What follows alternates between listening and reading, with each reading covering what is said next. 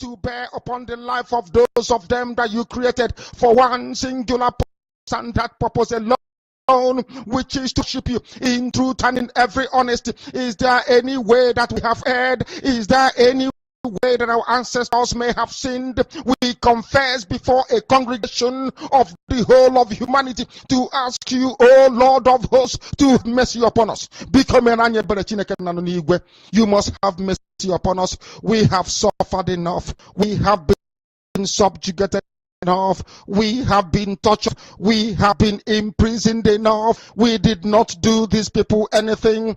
Our only crime is to answer your name. Our only crime is to be born your children. Our only crime is to excel at everything that we place our hands into.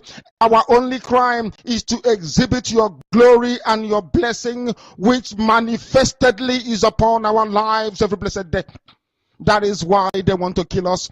That is why the British want to join those of who don't know you to destroy your creation and your inheritance. You will not allow shame to call your name. You will not allow the enemies to triumph over the lives of your children, because you created us to exist, to worship, to honor, and to praise you. That is exactly what we are going to do when this Biafra comes. It will come in truth and in every honesty, because we men every blessed day whiter than white and whiter than snow. Is there any way that we have sinned that you cannot forgive us our trespasses, to enable us to fulfill your own word, which was spoken thousands of years ago, that instead of what you promised not to come to pass, that heaven and earth will cease to exist? You opened your mouth to bless mankind to the coming of Yahweh Yeshua, who came here and said, let your kingdom come on earth as it is in heaven. Those words can never be in vain, because they are anchored upon your holiness and your magnificence.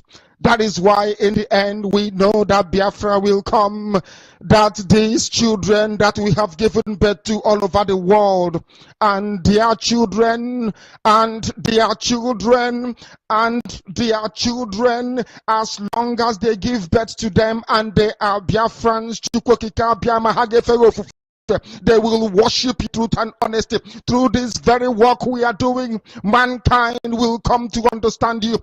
Let your miracle be wrought in our lives. Let us witness and behold your magnificence, your holiness, your mystery, and your grace under our command. O Lord of hosts, we call upon you. We call on you to heal.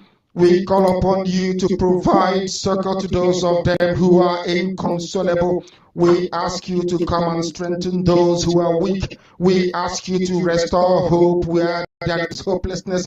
We ask you for inclusion where there is destitution. We ask you for one brotherhood, one camaraderie, one bone, one blood, and one flesh of your children. The Efiks and the Bibios, the Izon, the Shekiri, the Isobos, and also those of them from Isoko. We are traveling all the way to the lands of Igala. We are moving on from there to Idoma, to Igede, to the territories of the Igbo land. All these places we dedicate unto thee. All these lands of yours, we ask you to cover it with your mercy, because Biafra will come, and when it does, we will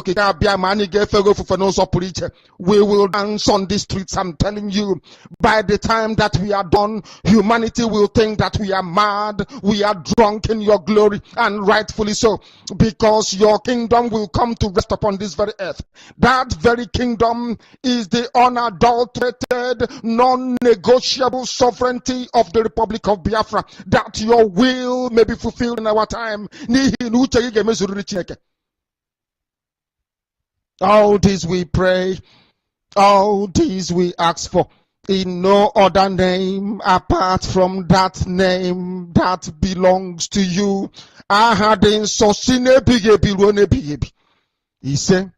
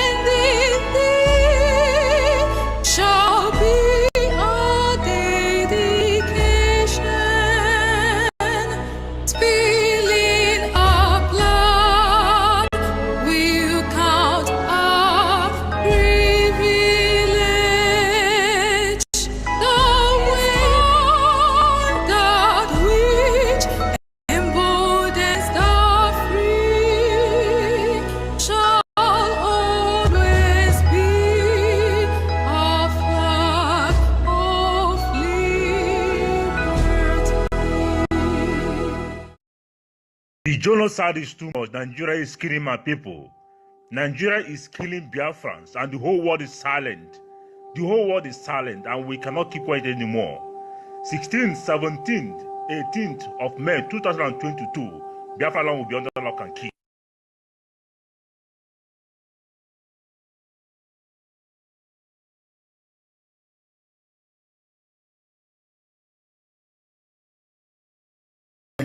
Good morning, good afternoon. Welcome to this broadcast today, the 30th stroke, another date of April 2022.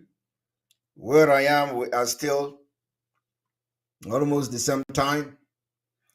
You are watching and listening to the voice of Biafra 97.5 FM. You are listening and watching to the Enter Biafra Channel 1. You are watching and listening to all Enter Biafra platform, live streaming app, and of course, you are watching also from Enter Biafra YouTube channel. Today, we are going to continue the exposition of the Afghanistan template ongoing in Nigeria and the need to come against 2023 election. With a very heavy heart, I want to inform Biafrans today that what we saw today, if that is actually truth, the sabotage of Biafra by Uwazurike just started. If what we saw today is actually truth, it means that all this while you were accusing Uwazurike of sabotaging Biafra, he has not started. He just started today. And I want you to understand that this is just small to what is to come. We are fighting against principalities and power, against demonic incarnate in most of Biafrans, in many of Igbo-speaking Biafrans. It is very, very disheartening that in as much as we understand that Uwazurike is a sabo, because I'm just calling that name today, I think for the very first time, sabo. Today mark the beginning of the highest sabotage of Uwazurike. I want you to understand that the enemy we are dealing with is not just enemy from outside. The enemy of Biafra are multiplying on daily basis. And we must be very, very brutal in our quests in this liberation phase. Brutal in the truth, brutal in the activity, brutal in everything we do. You know, when people hear brutal, they think brutal have to do with killing people. We have to be very brutal in everything we do.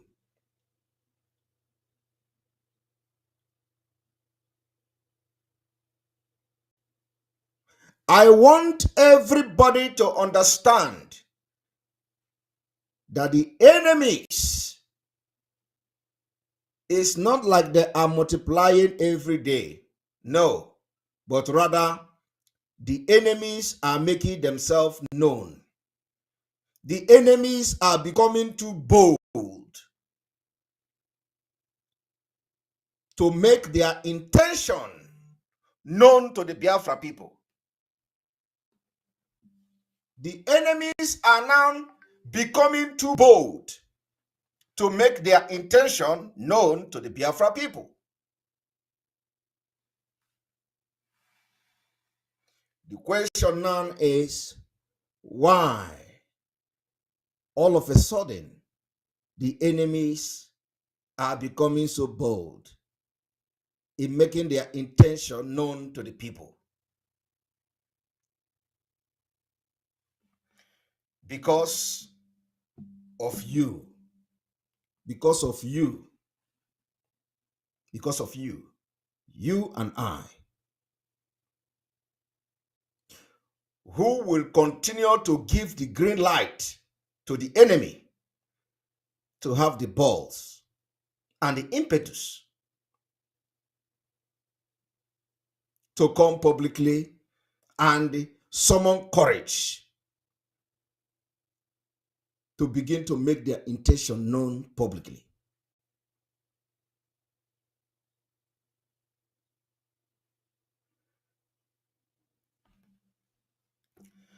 I am here to continue from where I stopped yesterday. I know that this broadcast is coming very late. Just like, we came late yesterday, so a lot of people don't know I am coming live today again. And I am coming this late on purpose. I want to be coming late to my broadcast on purpose for the best reason, for the reason best known to me.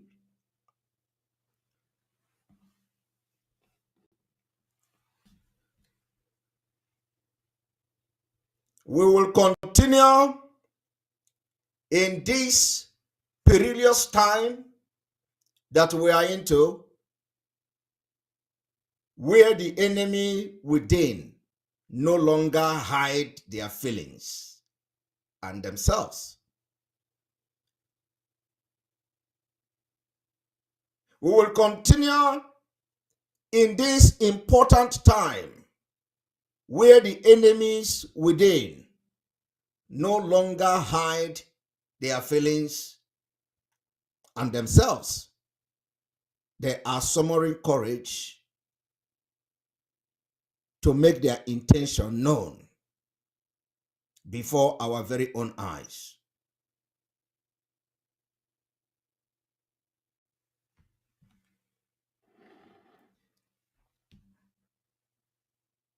No matter what is going to happen along the line, everything that you see happening today, if some of us say we didn't see it coming, we are lying.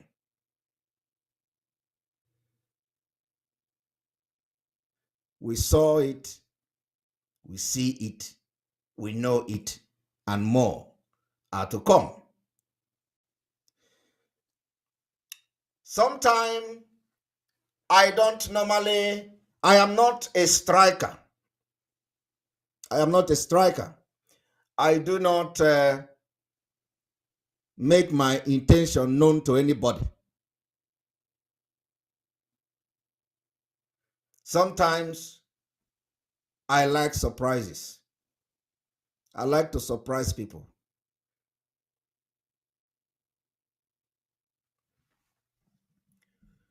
When you least expect, that is when I will make my intention known. The same thing the enemies are playing, the same card, the same game they are playing, we are going to be handling them that same with exact reaction the same way. It may be different from the way we are going to handle them. So Wazirike is now in the open against those who call themselves the Igbo politicians. Wazirike come today, to beat drum for the Kogi state governor, Yahaya Bello, against the people that they claim are fighting for the Igbo presidency. This, to me, is the worst sacrilege. Is the worst sacrilege. I want you to understand that Under Owazurike, people have died for Biafra. Under Owazurike, blood were shed for Biafra.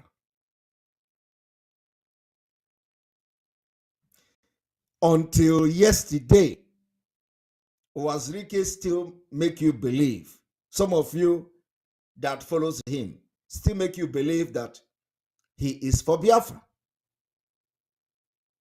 Until yesterday, some of you that you don't like Mazi Nnamdi Kanu, you don't like Simon Ekpa, you don't like IPOB because of Owazurike, you believe he is fighting for Biafra.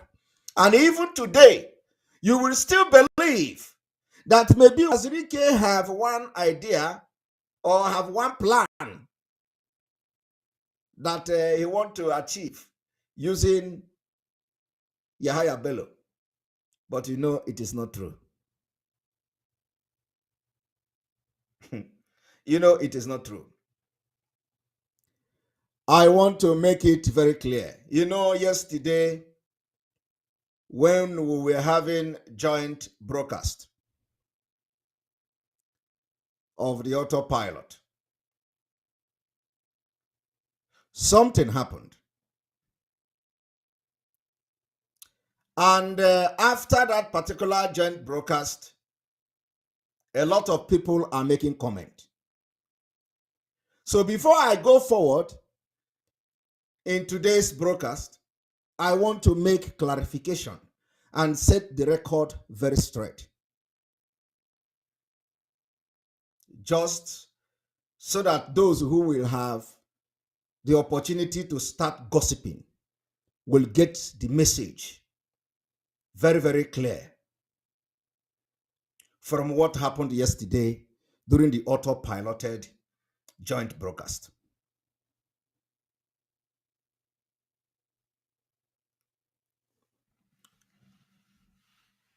You know, we have entered a stage whereby it is not always necessary to create topic for the enemies. There are the kind of topic I like to give to the enemies.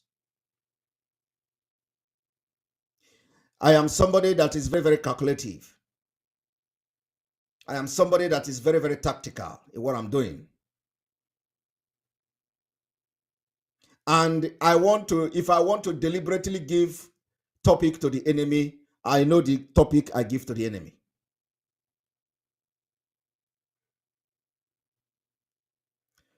Yesterday, I was betrayed.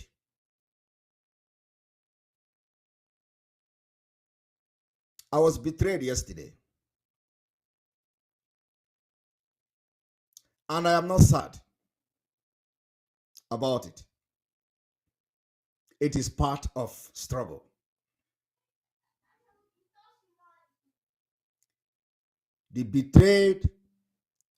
I was betrayed yesterday was because we had an agreement. We had an agreement, understanding. Yesterday, joint broadcast were to discuss about the payment fundraising for the Eastern Security Network. And we were to discuss and enlighten and create awareness for Biafra people. It was never to discuss about any other thing. That yesterday joint broadcast were supposed to last at least 1 hour, or 1 hour 30 minutes. And it was specifically to discuss and inform Biafrans about the fundraising and, of course, the new strategy we have adopted for people to use to redeem their pledges for the Eastern Security Network. So, coming to that joint meeting, and joint broadcast and to start discussing any other thing, including revolution, including a Geofor, is a complete betrayal of my trust.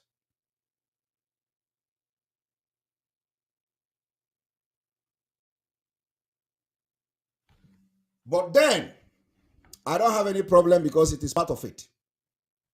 So in case you do not see me in the joint broadcast again, it is not that I am not part of them. I am part of them, but I will announce openly to Biafra people so that those who will want to use it to do topic will understand that I will make it open. I will not be part of a joint broadcast again. The only joint broadcast I will participate in going forward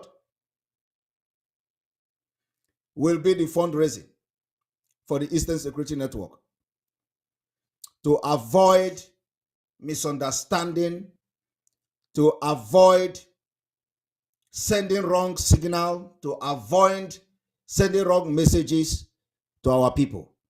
We have no problem at all.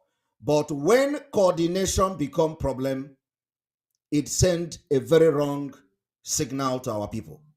So I do not want our people to have this kind of instinct that there is a problem anywhere. And I don't want that you come to the program on Monday and they are having autopilot joint broadcast and you don't see Simon Ekpa there. You will begin to say, oh, autopilot is having a problem. We are not having any problem. Autopilot, Simon Ekpa is not in the joint broadcast. So I want you to understand that this is a decision I have made personally, that I will not longer be part of the joint broadcast. So that to avoid giving unnecessary topic to people who never meant well for the struggle for Biafra. And like I said, the only joint broadcast, the only meeting I will be attending, so from now on, will be the fundraising. That is the only joint broadcast I will be having with anyone going forward. And I believe that all of you will understand me. It is a personal decision, and this decision is final. I will continue the same way we have been working from the beginning. One thing I have to tell Biafra people is that you don't come to social media, and I will advise those who will be coming to the joint broadcast that if you are coming to joint broadcast, you don't come there to argue. You don't come to joint broadcast to argue or to debate to the public. When you want to come to joint broadcast, you are having a joint broadcast to project what you want for the public. We are not coming to debate opinions. And this is what I want to see. I want to see going forward a joint broadcast where some issue will be discussed and it will just be coming there to push it forward. Not where somebody will come and tell you, this is how, this is my opinion. Another person will say, this is my opinion. Another person will say, this is my opinion. It becomes a debate. Things doesn't work like that. So I want those who want to continue to be part of the joint broadcast to make sure that as they come to that joint broadcast, it is about pushing a very common decision.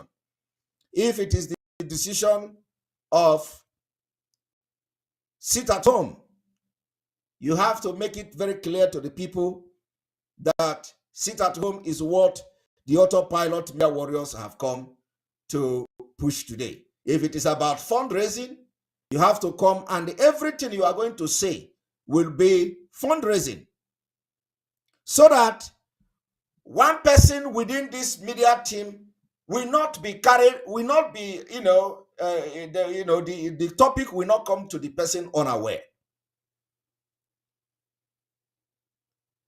So I believe this advice goes to everyone who going forward will be part of the media team and the joint broadcast.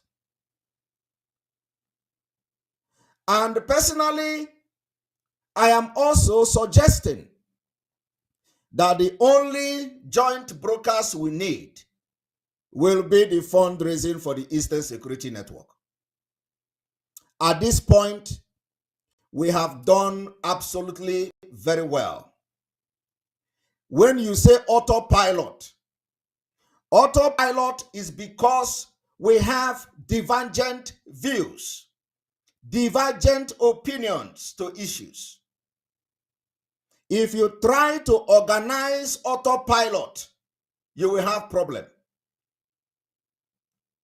For the past 10 months,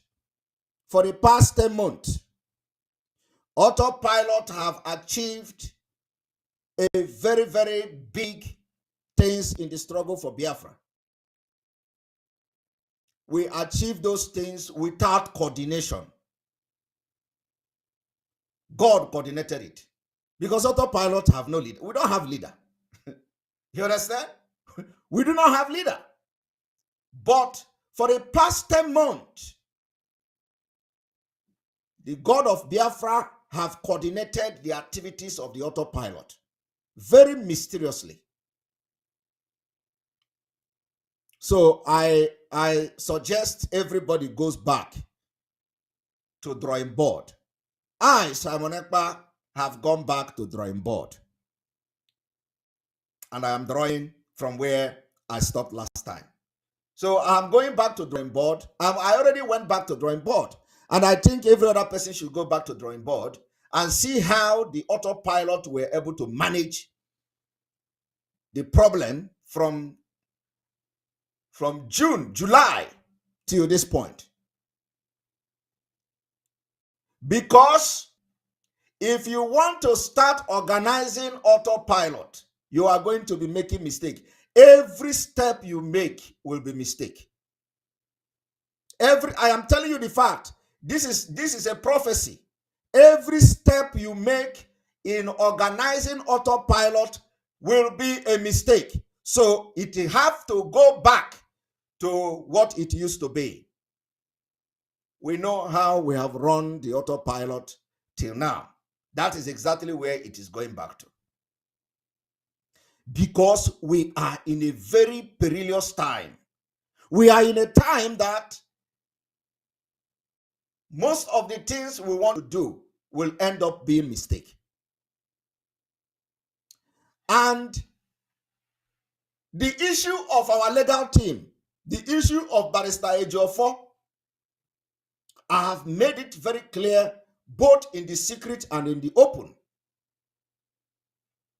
that Barrister Ejiofor is a no-go area.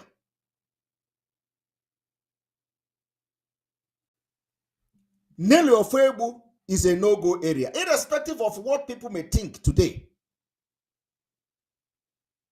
Irrespective of what is going on. Madam Oyibo is a no-go area.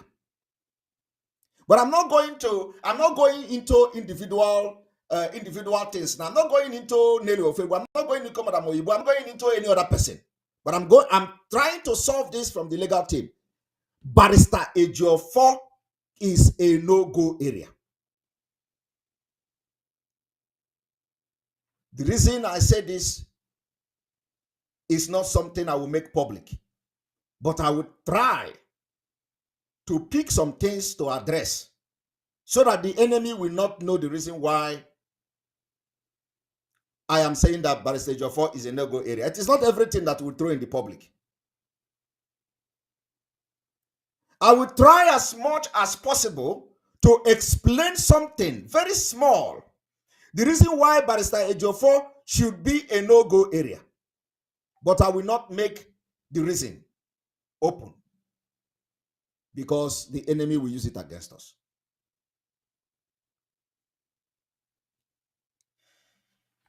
I want everyone to understand that in this Biafra struggle, there are issues that are very sensitive.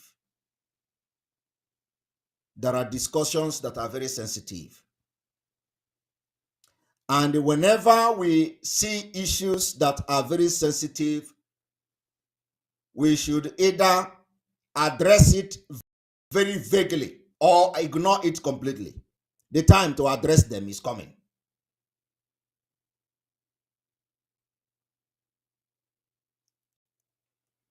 Barrister Ejiofor must not be attacked. His person must not be attacked by autopilot.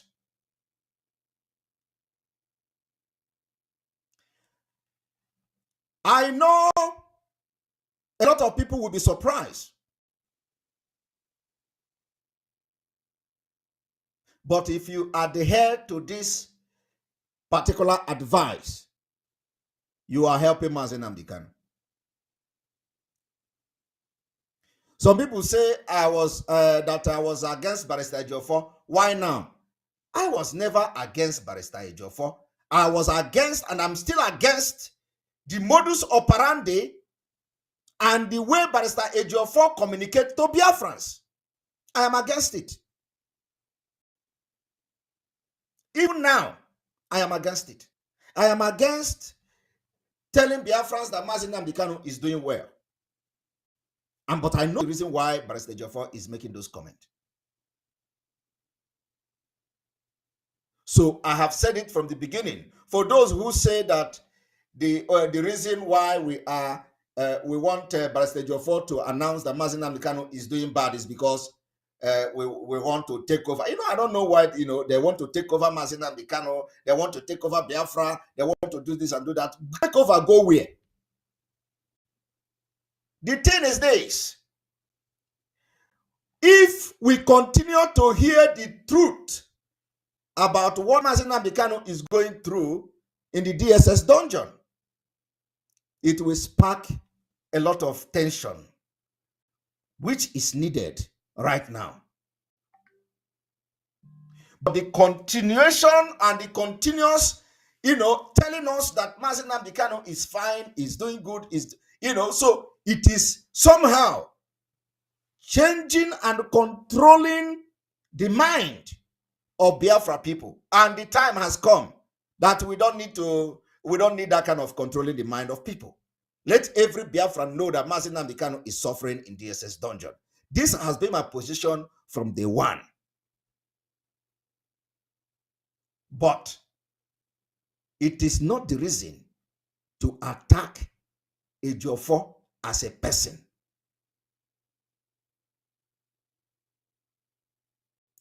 I am not saying this thing for people to like it. I am not saying this thing to exonerate Barrister Ejiofor of anything. No. But Barrister Ejiofor is a very sensitive issue. So let us not look at things the way we see it. We have to manage the differences. We have to manage the problem very well. And believe me, we are going to be successful at the end of the day. Those of you that have discussed with me personally, you know my stand. You know what my stand is. But we should not come publicly and disparage the person of Barrister Ejiofor. He is still, in the case of Mazi Nnamdi Kanu. And the more you attack that person, the more you give the enemy some sign of loophole. Most of the thing that is happening today may be as a result of these loopholes. So it is time we patch it. Until then, when it is the right time, if a Jofo has done anything wrong, until the right time, everything have time. Everything, there is time for everything. That is why when I am playing this pastor preaching before every broadcast, since I got that video, there is time for everything. Everything have seasons. You need to understand that there is season for everything. When the season come for us to remember Ejiofor, we are going to remember Ejiofor automatically. That is if Mazi Nnamdi Kanu is not released. Like I said, Mazi Nnamdi Kanu, with the actions and activities of the Nigeria state, can never get justice in Nigeria without the actions of the autopilot, without the activities of the autopilot. I want you to underline that thing. There is nobody you are going to bring today that will turn clock anti-clockwise and make things that's supposed to happen. There is nobody that is going to change anything. If we are going to change something, it is coming from you. If Mazi Nnamdi Kanu is going to be released, it is coming from you. If Mazi Nnamdi Kanu will continue to remain in DSS dungeon, it is coming from you. How many times have I advocated for us to make the continual detention of Mazi Nnamdi Kanu to be more expensive than the cost of keeping him? I want Biafrans to think about it. When we are talking about revolution, you don't plan revolution. You don't plan it. And coming to social media and start discussing revolution and all that, it doesn't work like that. You can be, creating awareness. For example, the situation of our leader can trigger a revolution. It is something that requires a very long process, considering the subjugation of Nigeria against Biafra people, considering how long Nigeria have subjugated Biafra people, the youth and the young people for many years. It requires extraordinary thing for a successful revolution to happen. I don't want this particular revolution that is coming or that is now building up to be a premature revolution. That when it comes and it fails, they will say, you people are not serious. Oh, you people are not serious. No. Believe me, in an average mind of any Biafran, we are getting ready for revolution. I have explained this thing several times. Let us focus on what we are doing that is changing the mind of every person.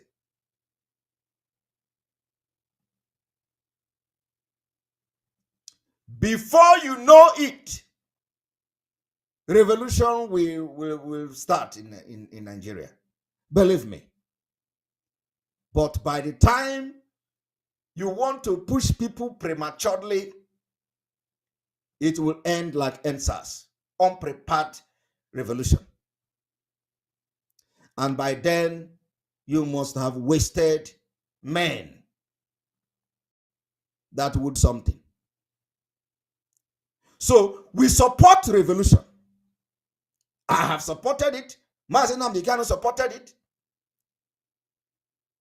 But there are strategies that we must adopt to make sure we are driving at something. You see, Biafra thing and Biafra freedom is not today, tomorrow. Even though we need freedom today, tomorrow. A lot of things is going on the ground, which a lot of people don't know. I am telling you the fact. A lot of people do not know that outside this struggle, outside this autopilot, something is going on somewhere.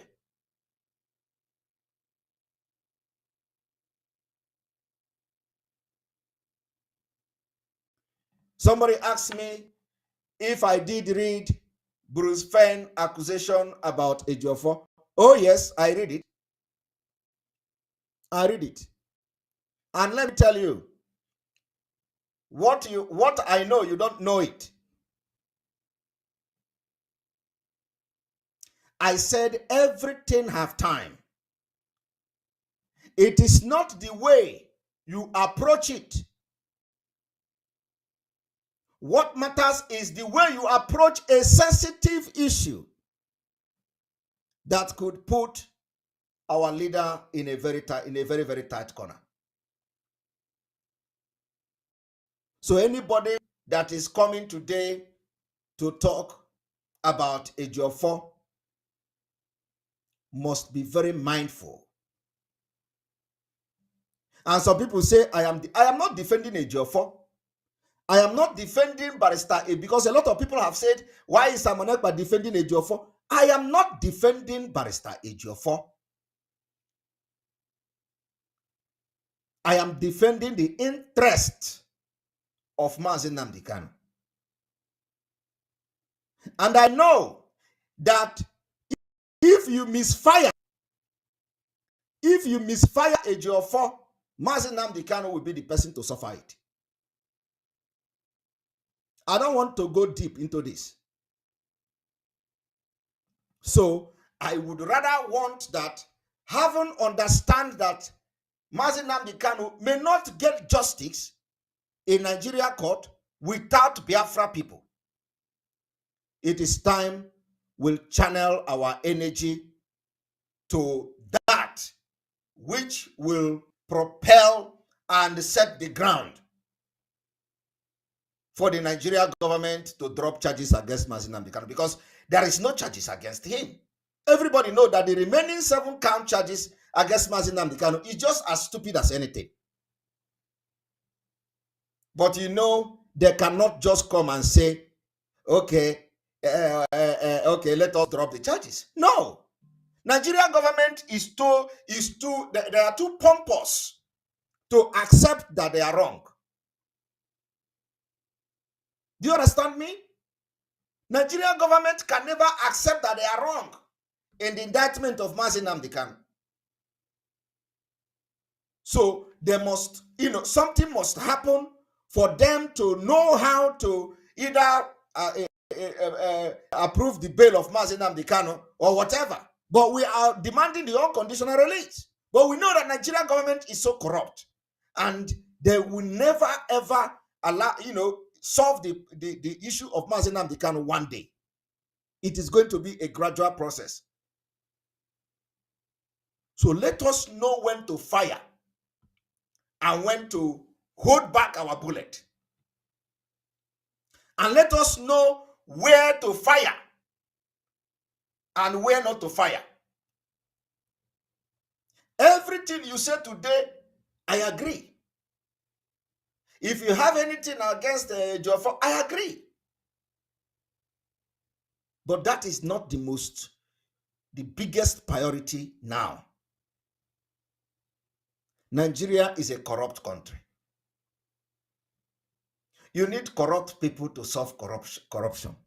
Believe me, in Nigeria, the people that will solve the problem have to have some things in their hand.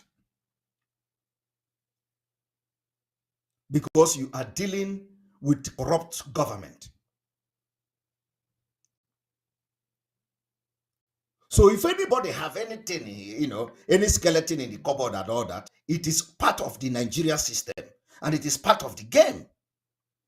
Let us focus on putting the biggest pressure ever on this state. Let us make them to understand that continue to detain Mazi Nnamdi Kanu will cost a lot. 16th, 17th, and 18th of May should be complete lockdown in Biafra land. So anybody that is looking for the release of Mazi Nnamdi Kanu must understand that this month of May is very, very important. Believe me before God and man, this month of May is going to determine a lot of things for the freedom of Mazi Nnamdi Kanu. This is a fact. So we must make sure that the month of May is not easy for the Nigeria government. And like I said, we are not taking order from Mazi Nnamdi Kanu because he is not in a place he is going to give us order. And those who say, oh, they are now believing what the lawyer is, what the lawyer Barrister Ejiofor is saying. We select what we believe. If that is what you want to know, we select what to believe. So we are selecting what to believe. When the message comes, we select the one we want to believe. It is our own belief, not your belief. It is our business. So we select the one we want to believe and we leave the one we don't want to believe. If you want to kill yourself, go and kill yourself. That is our position. We select the one we want to believe. And the one we always want to believe is when they say he is suffering, he is not eating. Because he actually not eating. It is not a lie. So if they say that our leader is being starved, we are going to believe it because we know Nigeria very well. The question you should be asking yourself is, when did this starve start? Why are they not talking about this starving all along? Why is it that they should, so the question you should be asking is, when did this starving start? How long have they starved our leader? All this while we have been hearing everybody is fine. So is it that he was not being starved then? These are the questions you should be asking. So we select the one we want to. It's not like the other ones are not true. It's not like other ones are lie, but we select the message we want to take. So me, personally, Simon Ekpa, Mazi Nnamdi Kanu disciple and spiritual son, on Biafra restoration, I select what to share when the lawyers came out, or anytime they go to visit Mazi Nnamdi Kanu, they share the update and order. I select the one I want to share. It is my business. It is my choice. You cannot choose for me. Especially when this choice is very reasonable. I select it. Especially when the choice is something that I want to work with to position the mind of people in Biafra land. I choose it. So what is going to position the mind of people, if any revolution is going to come, if any uprising is going to come, is to constantly tell the Biafra people that Mazi Nnamdi Kanu is facing hell. While Boko Haram is being treated with glove hand, while Boko Haram is giving amnesty, while 30,000 Boko Haram is now waiting to be released by the same Nigeria government. So this kind of update is what will trigger uprising in Biafra land. Because people are waking up. I am telling you that people are waking up. Even those who are today marching in the street of Owerri for Owazurike.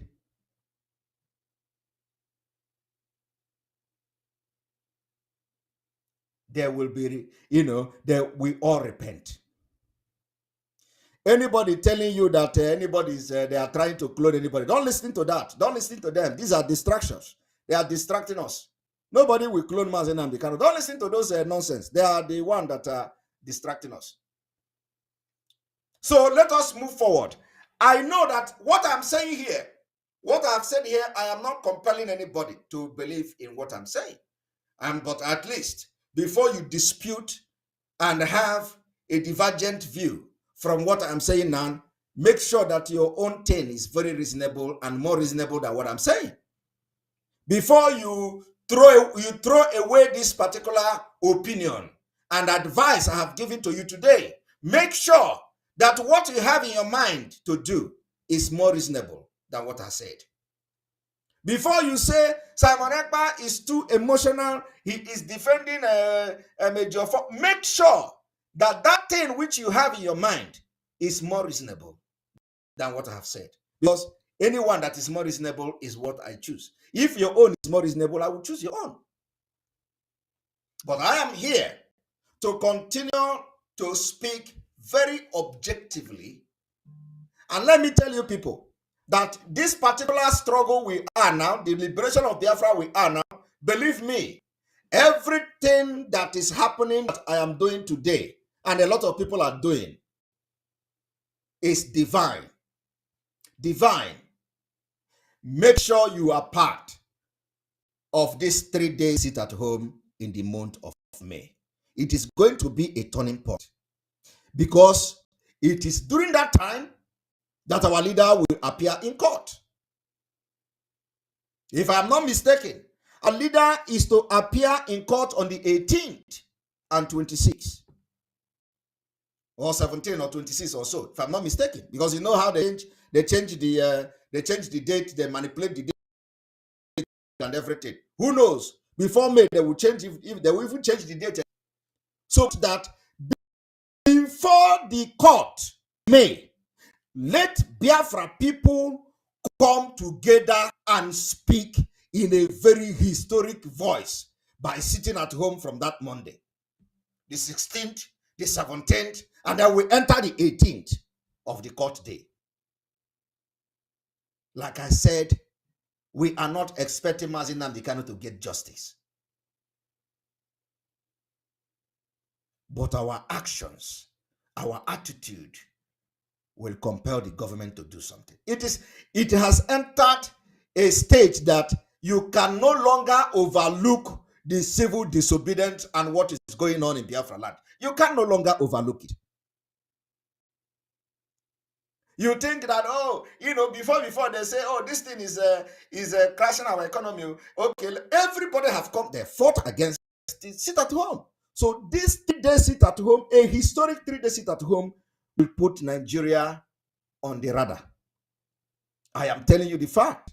So if you are listening to me today and you are in Biafra land and you have anything to do to make sure that nobody comes out, that people understand and adhere to this particular sit at home order from the 16th, 17th, and 18th.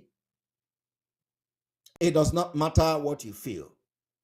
But today, everything they have tried to tell has failed. Everything has said. Let me tell you, what you see happening today is not I'm not surprised because I saw it a long time ago. That is why I cried here. How many of you, all of you know how many times I cried on this platform? I have cried more than 3 times in this platform. Sometimes people don't know. I cried, I shed tears when I remember something that we should have done for Mazi. By now, Mazi Nnamdi Kanu, I am telling you the fact. I cry because fake people are in the struggle. Fake. When I look at the activities of these fake people that Mazi Nnamdi Kanu surrounded himself with, I cry. Because if these people were not fake, combination of our strength, our idea, our zeal, you can understand what Biafra would have been very close by now. For the past 10 months, if the people that Mazi Nnamdi Kanu left behind was, if they were actually genuine, and they don't want anything else other than the freedom of Biafra, like me and others, believe me, Banana would have gone far. Imagine combining force. Just imagine it. Imagine combining the force that, with all the distractions so far, what we have done, how far we have gone. With all the distraction, all the blackmail, all the attack, everything happening for the past 10 months. Still, we struggle to stay gidigam on the ground. So just imagine combining force for the past 10 months. It is late. We would have moved mountain. But that is exactly how God wanted. Because God knows that the people that Mazi Nnamdi Kanu left behind are all sabos, criminals. And for the struggle to bring anything fruit, they need to go out of the way. And God removed them. Now, let me tell you, there are people that never liked me. They are in autopilot. They never liked me. Okay? They never liked me. But I am not forcing anybody to like me. If you know that you have something to offer, you come and offer it.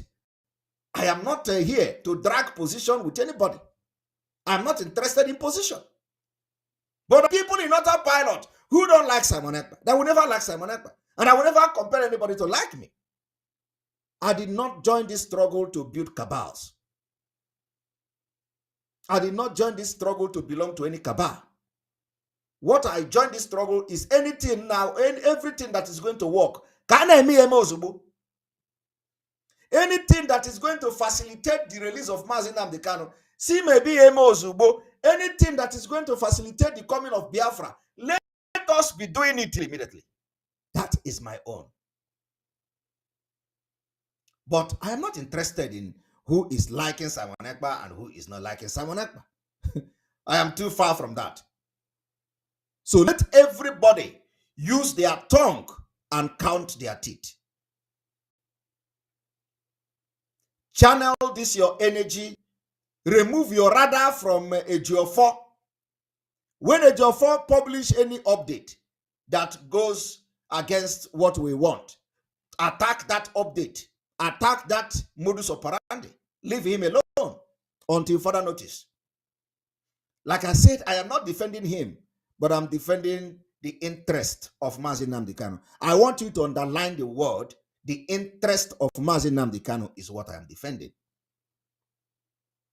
Ejiofor is a barrister, is knowledgeable enough to defend himself.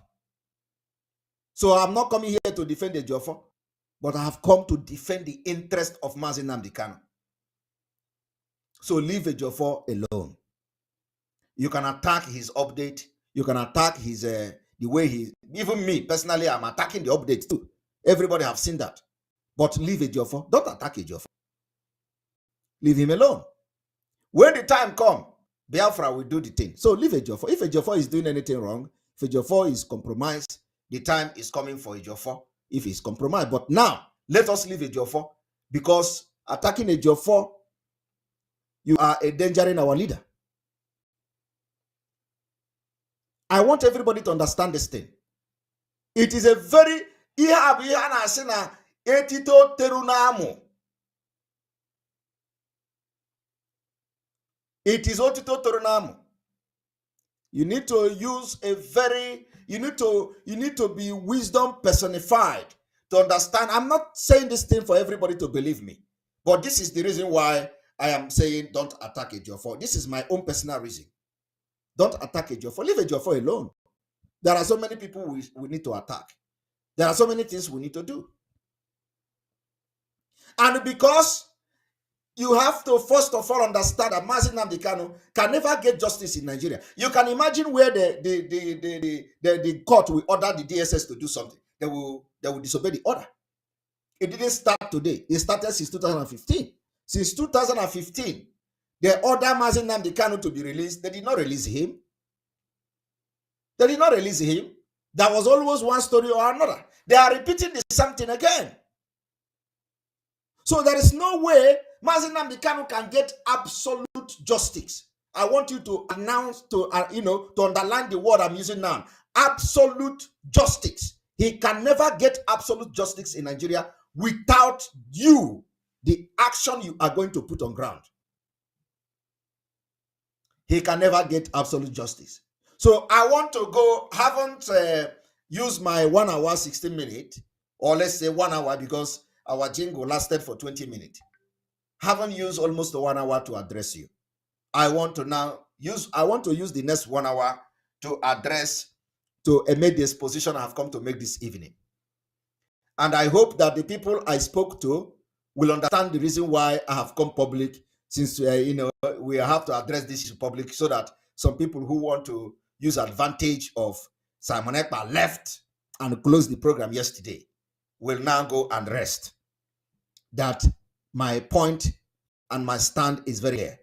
I will not be part of the joint broadcast again. The only joint broadcast I will be part of is the fundraising. The first fundraising is coming on the 7th of May, 2022. And we are going to make sure that everybody is part of this fundraising, because ESN must be funded and we must protect our land. All right. So we are going now straight to the issue we want to discuss today.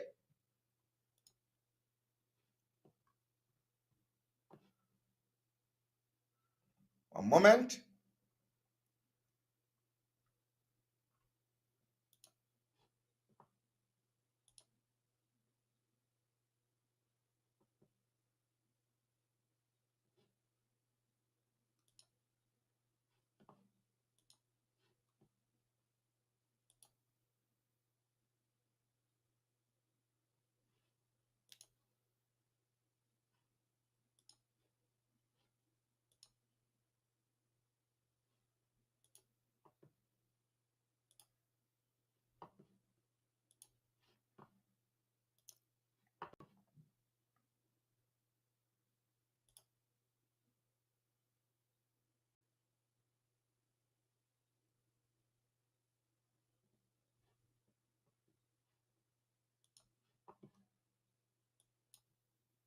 Today, April 30th, 2022, Chief Dr. Ralph Wazirike, the Igbo leader, Ezigbo II, is holding a rally. And this rally is in consonance for the youth that talk over the affairs of Nigeria. According to the Igbo leader, he said that the aged ones have disappointed the youth. There have been too many criminal activities going on, unemployment, banditry, kidnapping, and a manner of menace going on in this country. And those who are badly affected are the Nigerian youths. To that effect, Chief Ralph Wazirike is holding a rally today in the capital of Imo State, calling on all Nigerian youths to rally around in support of his executive governor of Kogi State, His Excellency Yahaya Bello. Are you hearing that?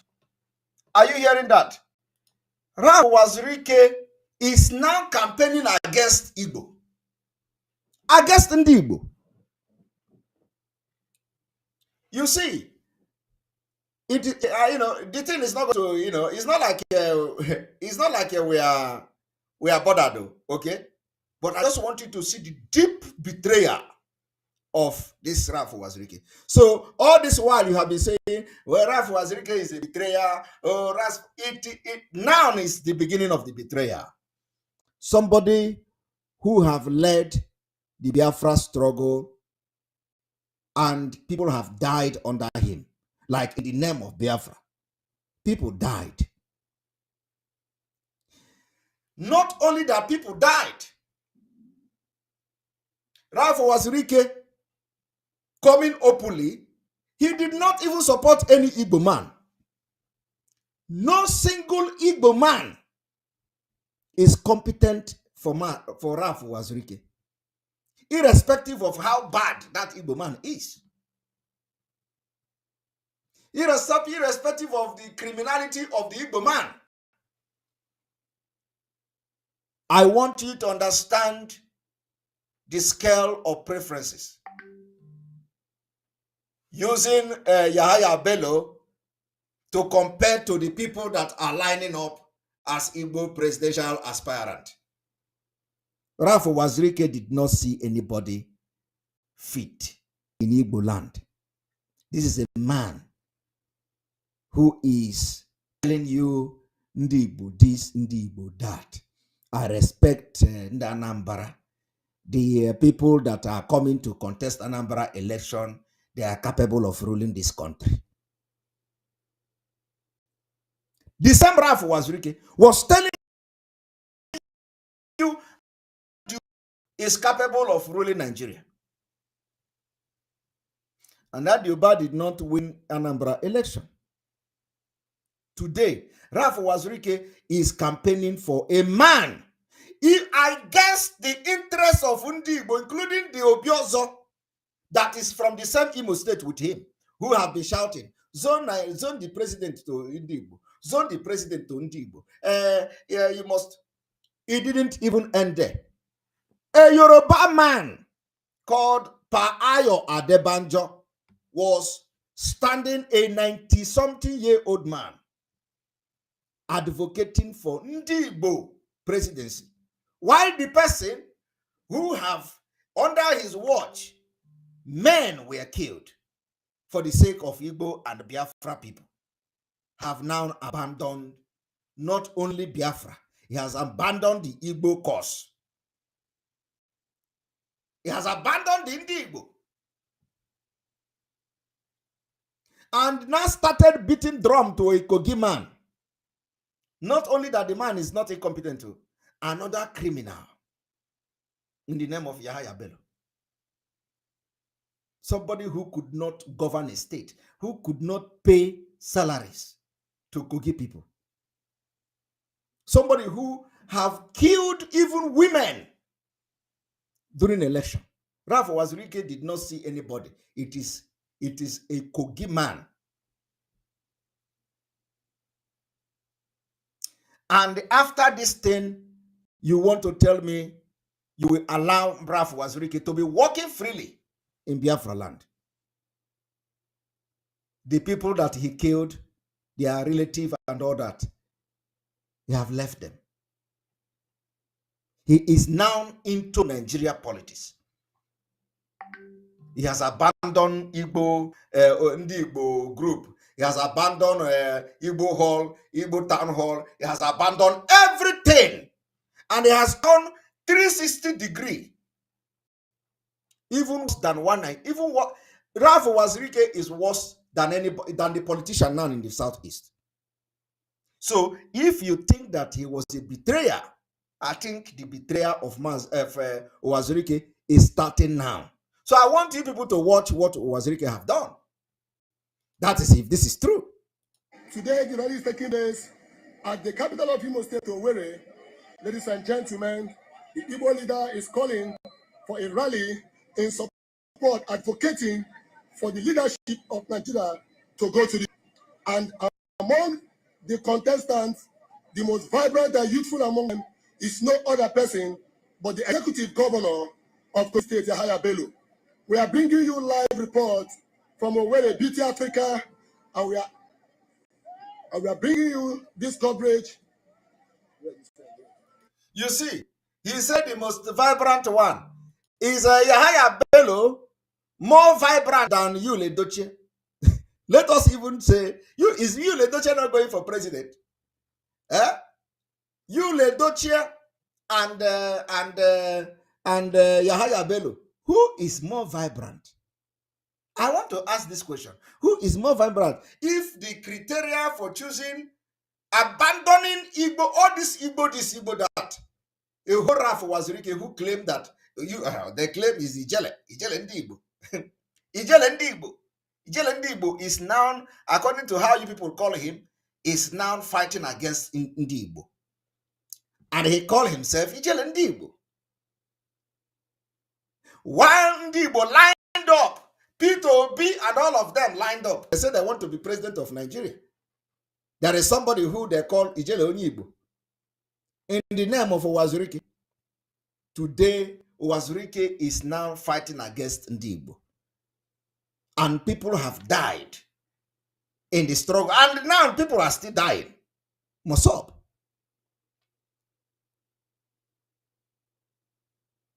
I want you to understand the impunity has entered level 100.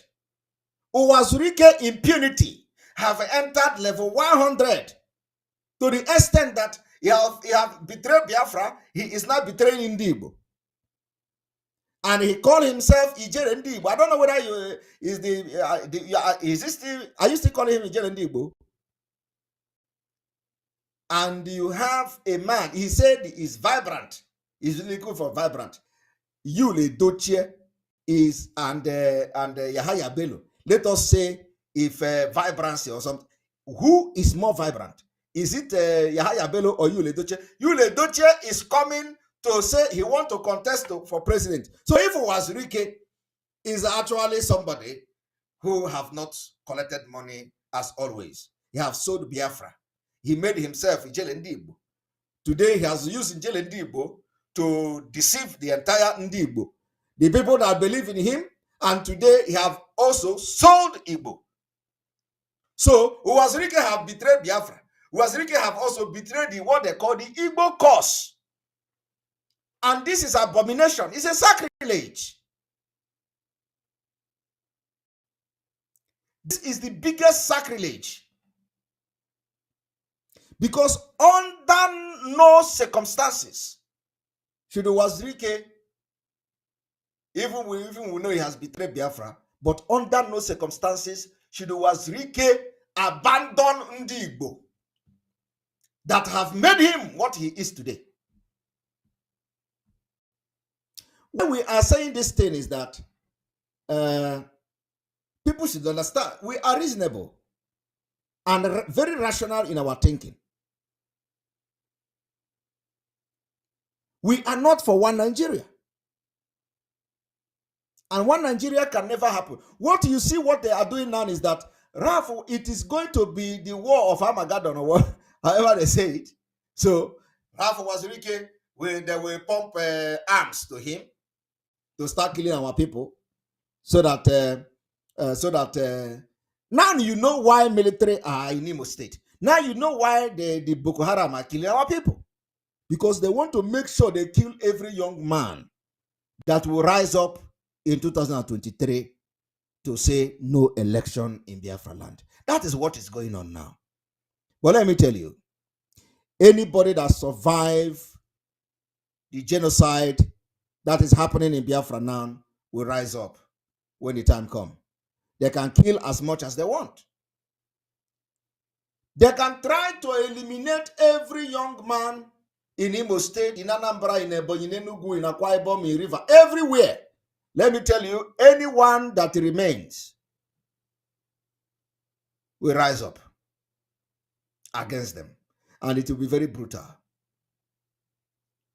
What you see now is that they are using the military to make sure they kill anybody that is a young man, because they know what is coming. They know that the election can never take place again. They know that Nigeria can no longer conduct election in Biafra land. I am telling you the fact. Go and mark today's date. Nigeria will no longer conduct election in Biafra land. It will not happen. So Wazirike is working on the ground, making sure that our people are eliminated. That is why all of them keep mute. They kept quiet. They pretend as if they don't know how the military are killing our people in Imo State, unprovoked. All of them are pretending. But the rain is coming. Believe me, we are on our way to freedom, and this way to freedom will not be very easy. Those who stand on our way will be crushed. I want you to listen to him.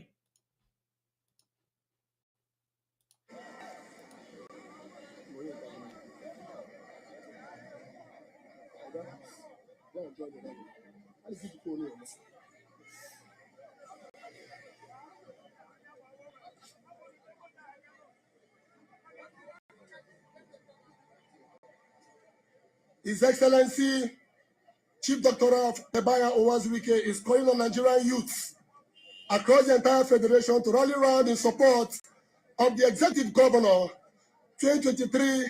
Only youth can save Nigeria. Youth can lead Nigeria. And that is what Chief Ralph Uwazirike is advocating for. Nigerian youth, a youthful person, to take over the affairs of this country.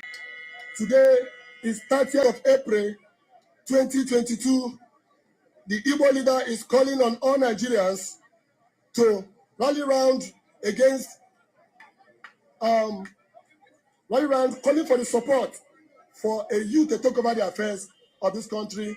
You can see Ijelendi Igbo, Chief Doctor for Wazirike. He still addressed him as Ijelendi Igbo. He addressed him as Ijelendi Igbo. Calling on youth and every other Nigerians to support the youth to talk about the affairs of this country. Thank you. Watch about your life. Let's go from there.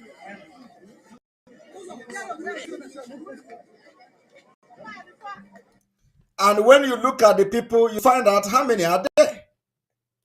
The people that he gathered in that place, there are not many. Okay? But the most important thing is that he has come out publicly to declare support and to kick against Ndi Igbo. Wazirike openly fighting against Igbo. What else are you waiting to see? Wazirike is now openly fighting against Igbo. Now, let me remind you something.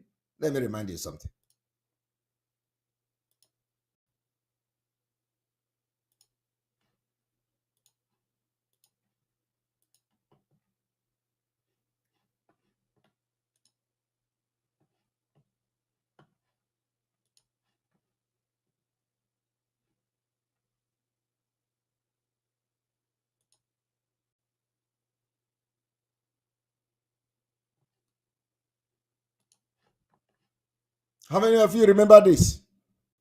They know better than you. They know that 14 of their local... A moment. was being held. None was being held now.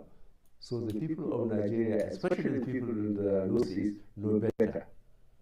Let's also look at another problem that seems to be emerging under your presidency. You've only been in power 9 months, but this problem in the southeast of the country, we're seeing the Indigenous Peoples Organisation of Biafra, IPOB. They are protesting peacefully for the most part on a regular basis. And there has been video, I could show you some video that's been posted of a very... Thank you. You see, he said, thank you. I hope some of you remember this particular interview. He said, thank you. I don't want to see the video. He said, thank you. I don't want to see the video. Very, very angrily. This is to show you that this man was ready to kill us. And the body language in this video is what you see today in Biafra land. Unknown gunmen, all the killings, burning of our villages, and what have you. The body language of this man in this video is the result you see today. So listen to him.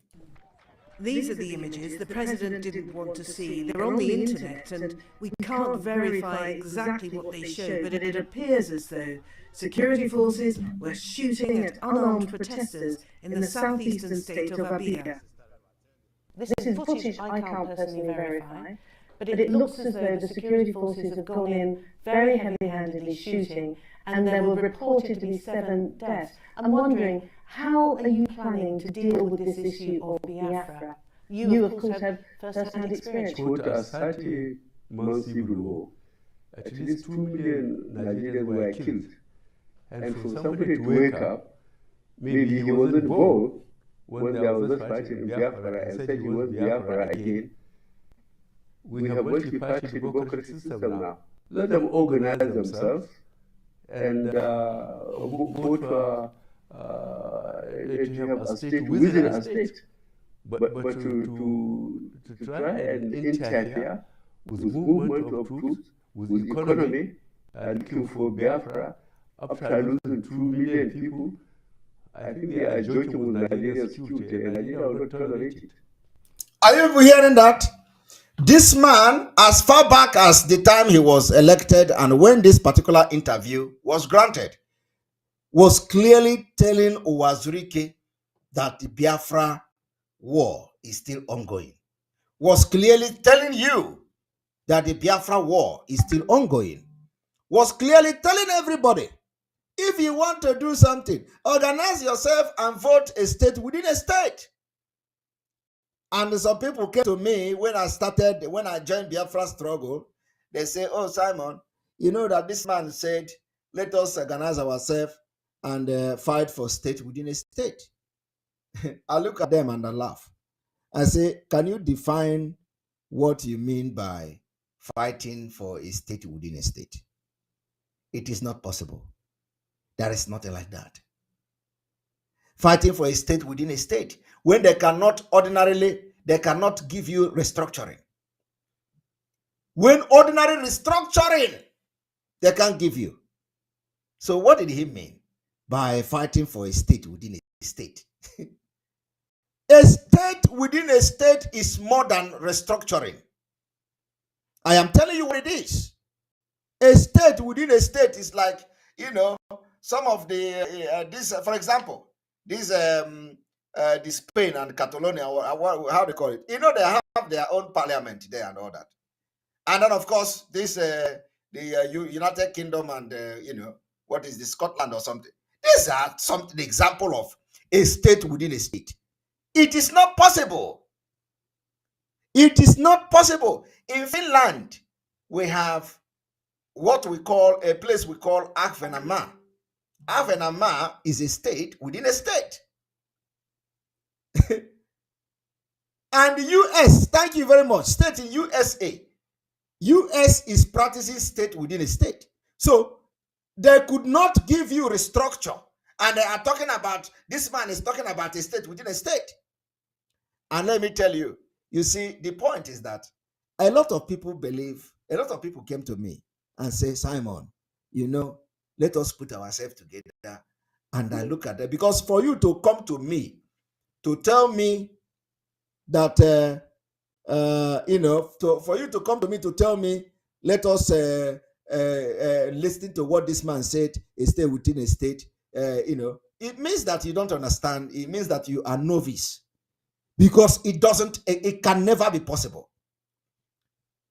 Restructuring is more easy than getting a state within a state. So people say, autonomy.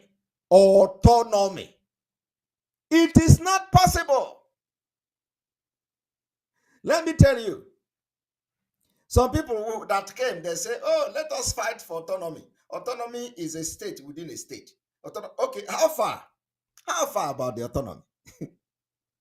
How far about the autonomy? It is not possible. Try it now. They will crush you overnight. They will send Uwazurike to. Uwazurike is the one that is going to kill you. Uwazurike who have, all of them that are telling you, oh, let us join Uwazurike. They have joined Uwazurike. You see where they are going. Uwazurike was the one creating Biafra customary government. Uwazurike was the one appointing people. This one is the Secretary General.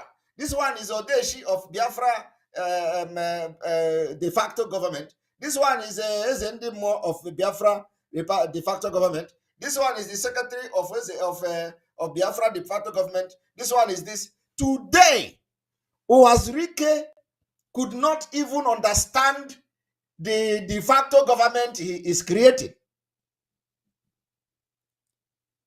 What was the idea behind the de facto government of Biafra? Agadidiru. You left the de facto government. Today you are beating drum to a Kogi state man, Aromelo. And the people will still be shouting, we created de facto Biafra de facto government. Where are they today? It means that the people who have joined Uwazurike to create a fake de facto government of Biafra, they are also being carried along to Kogi state. Hey! This is abomination. This is abomination.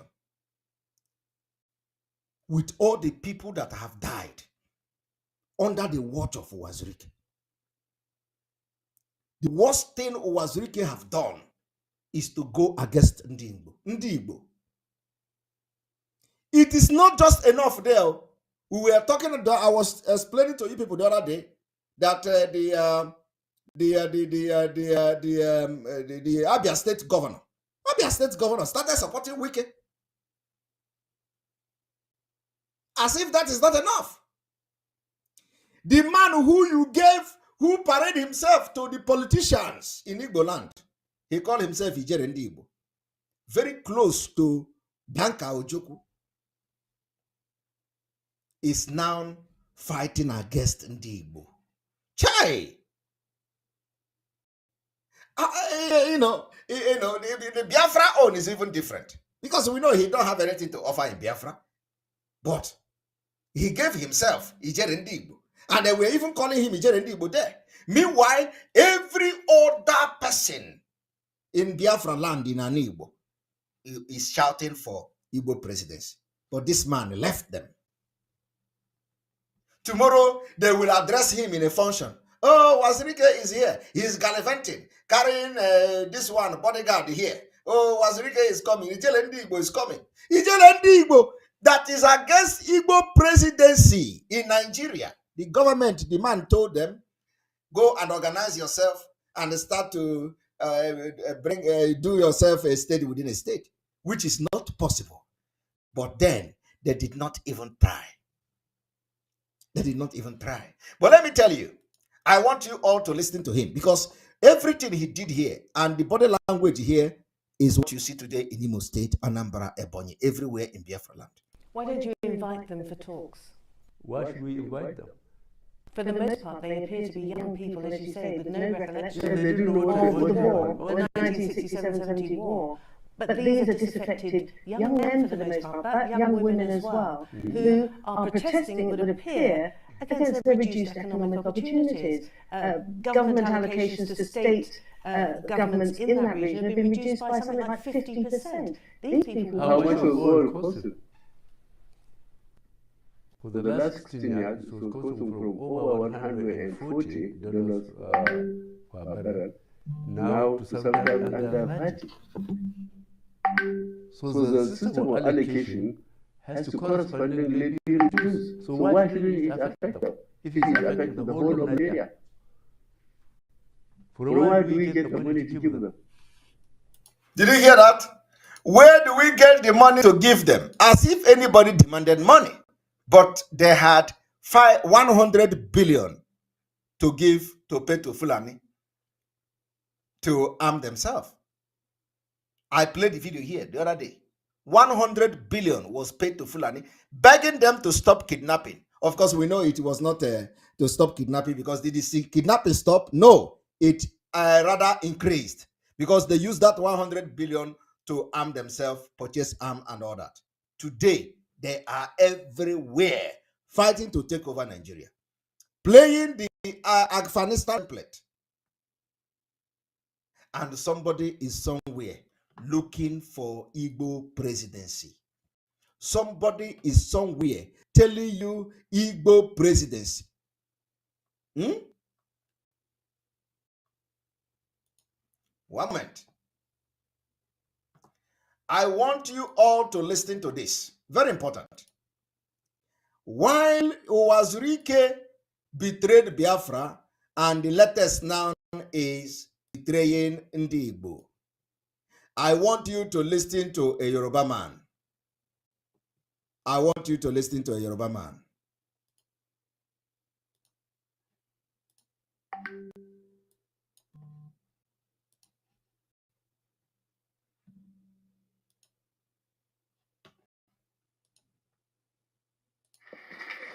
I can't see you clapping. I can't see you clapping.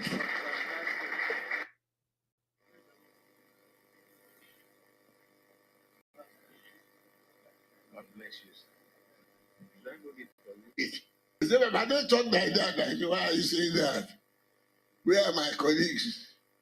Will I say God has not done enough for me at 94?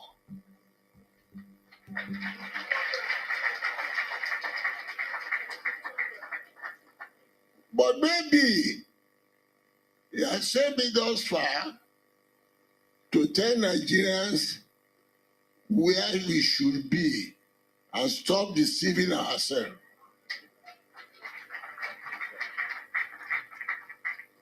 I will not repeat the grounds that my leader in Southern Leaders Forum, Clark, he has given the background, the truthfulness of the film, the historical something. And Dr. Koko has done justice. And until we have said enough in the press, they are all living in denial. You all know why. They don't want the Southeast. It is not that they don't know the right. Don't believe that. I don't share that with you. That you expect them, come and campaign to us. Campaign for what? What is obvious? What you all deny, what you must know. Why everybody must support the candidature of an Eastern origin for presidency is because the northern people don't want to yield power. Don't make a mistake about it. You're all afraid to say it. And I only like to point to all the facts to show you that they are just deceiving you. All the idea that they are supporting the Southwest, they are supporting why? Is an element of deceit to divide you, to be able to rule you. They don't like anybody. Are you hearing that? Exactly what a 90-something-year-old man is telling you is that Uwazirike has been bought to use to divide Ndigbo, to rule you. And you see, Uwazirike is not supposed to be walking freely now in any street in Biafra land. Because this one is Koro. It is Koro, bought and rule and divide. And a 90-something-year-old Yoruba man is here telling you the truth. You see, whenever we start talking, a lot of people don't understand it. Listen to him.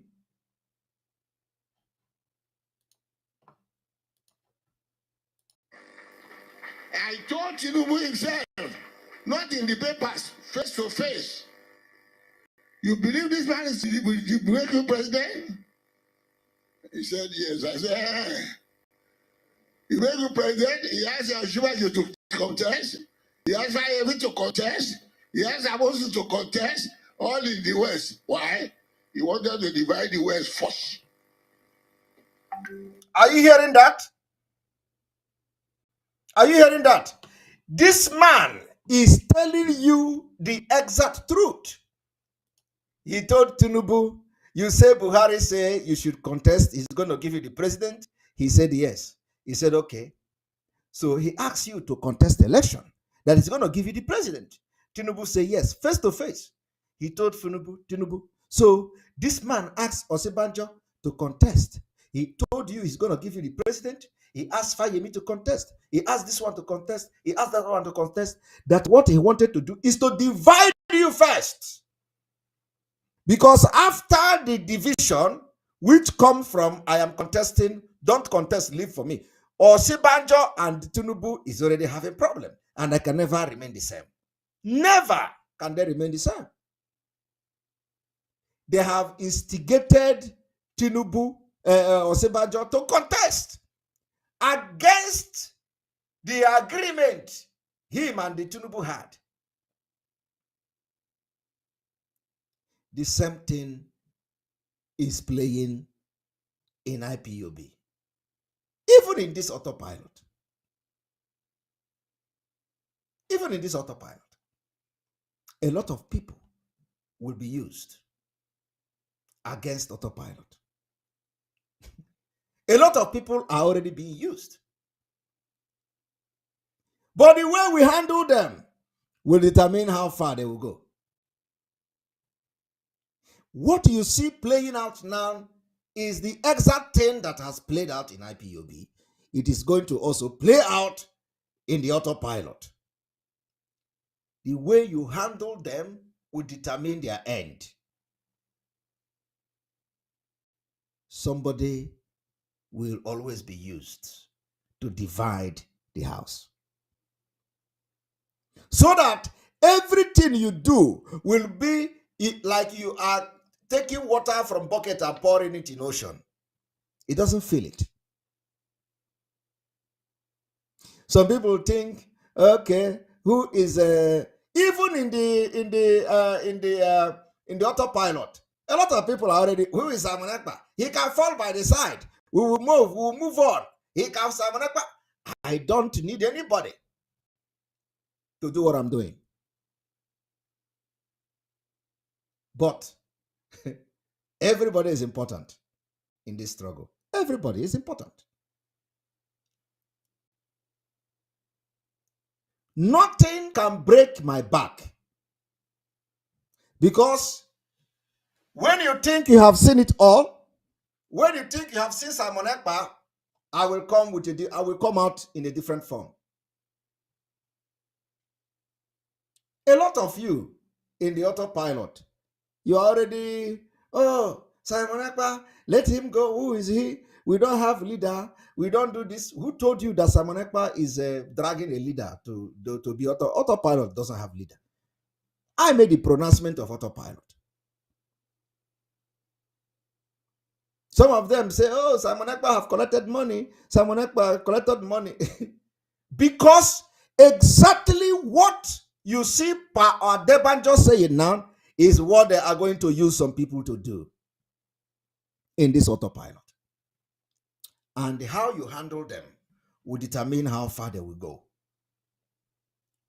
I know some people who have been contacting me even when Mazin Nnamdi Kanu was with us,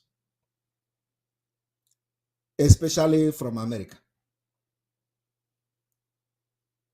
The person that is one of the instrument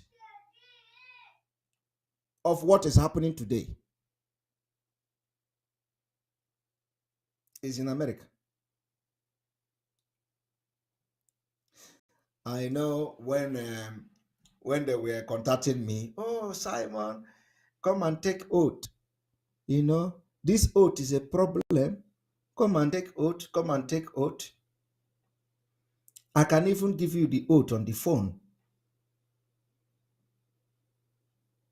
I told the person, oath is not my problem. But I know that person somehow is using somebody in autopilot.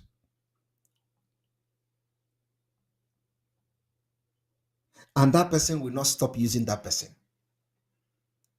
But those who are allowing themselves and their influence to be used as well will understand it when the time comes. That person, sorry, that person is loyal to the people we chased away from IPOB. And today, he stopped calling me. He stopped contacting me. I just look at it. Immediately our leader was captured and extraordinary rendition and all that. He never contacted me. He never talked to me. And I believe he is watching me now. So that person is what is using somebody in autopilot. You know yourself. Use your tongue and count your teeth.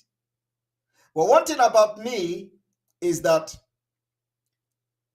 when I am pretending to be Mugu, it's not because I am Mugu.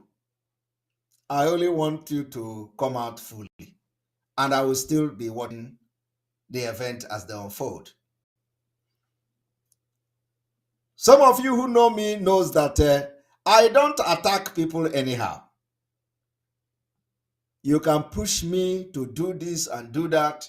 I will not do it until when I get what I'm looking for. If I have to, I will. So everything about what is going on, I know. I have everything in my palm. Don't think that I'm Mumu. I know everything that is going on.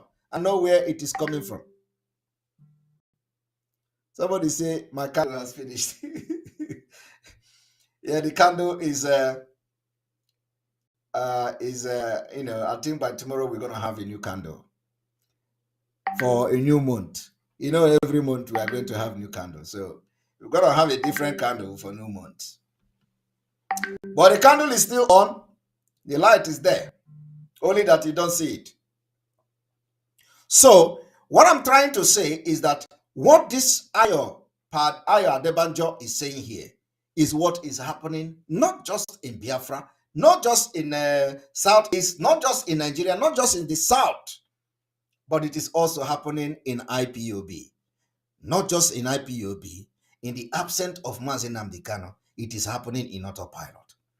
And a lot of people are thinking that they are fighting that Simon Ekpa is their problem. Kick Simon Ekpa away. We are going to deal with him. Kick him away. Let's move forward. If you fall by the roadside, we move on. I look at them and I laugh. Because what they don't know is bigger than them. What they don't know is bigger than them. Simon Ekpa can never fall by the roadside. Rather, you will fall by the roadside at the end of the day. Simon Ekpa can never fall by the roadside. You will fall by the roadside at the end of the day. And I will be here watching. I want you to pay attention to Aya Adebanjo. Then it goes to the south. The unfortunate thing is that, I'm sorry to this, President Goodluck Jonathan allow himself to be disgraced by mentioning the fact that I'm still considering that to be president. For what? No. Allow me. This is not matter for clapping. It's not a matter for clapping. This time I reflect over it. Gentlemen, no. We are discussing a serious matter. When I remember the struggle and the campaign I made for good luck, on the principle that every part of the country, no matter how small, you are entitled to the highest position in this country if we still want to be in Nigeria in peace. Not by force. It's a question of national care. It's a question of national equality. The Nigeria which I fought for, and I repeat, fought for, because I took part in the fighting.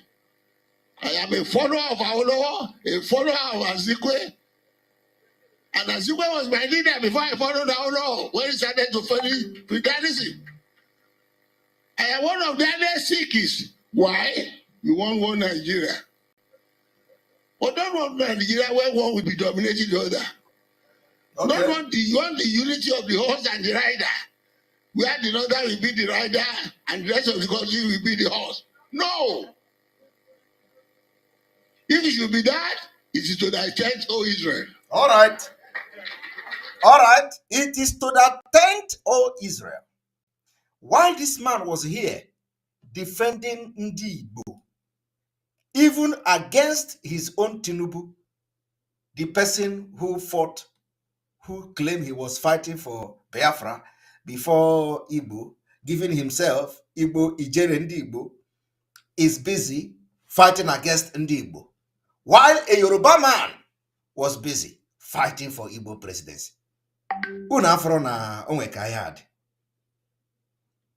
That is the thing, because what they have succeeded in, or what they are trying to do, is to tell you that Ndi Igbo are not in unity. It is everywhere. The saddest story The saddest truth is that some people don't even know that they are being used. I am telling you the fact. Some people don't know that they are being used to protect their hotel business. Some of them have a hotel in Biafra land. They have a hotel in Edo State. They have a hotel in River State. They have a hotel everywhere. Okay?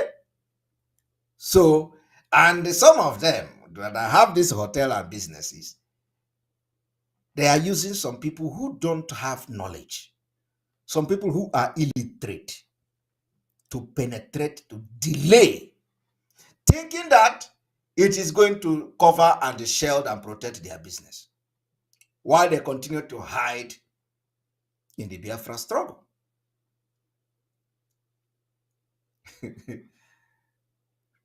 So it is sad. A lot of people don't know that people are using them. There are those that are communicating with them, calling them every day. Oh, how far? Tell them this. This is the right thing. That is the right thing.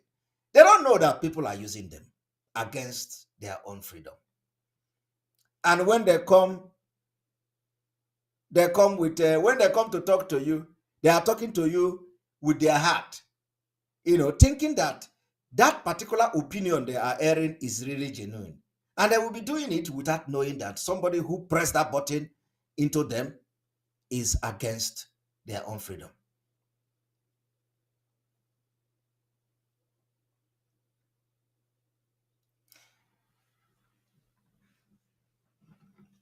Sometimes some people say, Simon Ekpa, stop laughing when you are talking serious things. Stop laughing. I look at them and laugh. I say, please, as you ask me to stop laughing, I will increase the laugh, because that is what we call nketa bo ochiochi mbosowade anja. How many of you know that kind of adage in Igbo land? That nketa bo ochiochi mbosowade anja. So a lot of people think that when I'm smiling like this, that I am enjoying. So my smile represent nkita na church in Bosowadi Anja. Okay? So that is a very deep thing. That nkita doesn't laugh until Bosowadi Anja. And when one enjoy nkita, but when you go to a place where the area nkita, if on ebu nkita, rocha nkita na oku, ogana church like this. Etu akawa eze nkita gadi. So for that, ndị Igbo they talk say nkita na church Bosowade Anjo, that God smiles, that dog smiles the day the world is the life is so bad. When the life becomes so bad, and he begin to smile. So ndị na iri anụ nkita, arụcha anụ nkita n'ọkụ, the nkita gara anụ like this na church. All right. So it is just the nature of Simon Ekpa. It is nothing else. I want us to listen to this man.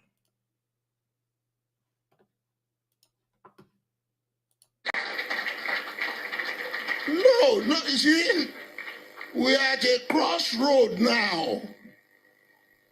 And I'm too old enough to be bending fast. My position is to say it as it is. I am appealing to South candidates who are showing themselves, Wike and others. They are not helping the issue. All right. They are helping the North. Are you hearing that? Apa Ayo Adebanjo said that Wike is not helping the issue because he knows Wike can never be president. So Wike is helping the North. If Wike is helping the North, you can imagine the what Wazirike have come to do. You see, our enemy are many. Our enemy are many, and the enemy are using the people within us.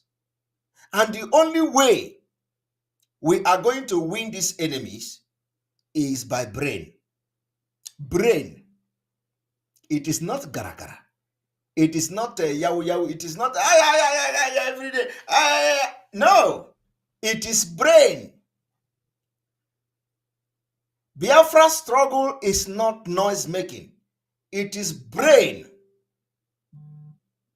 We need to apply brain. Once we apply brain and begin to do brain work, we will make things happen. So it is brain.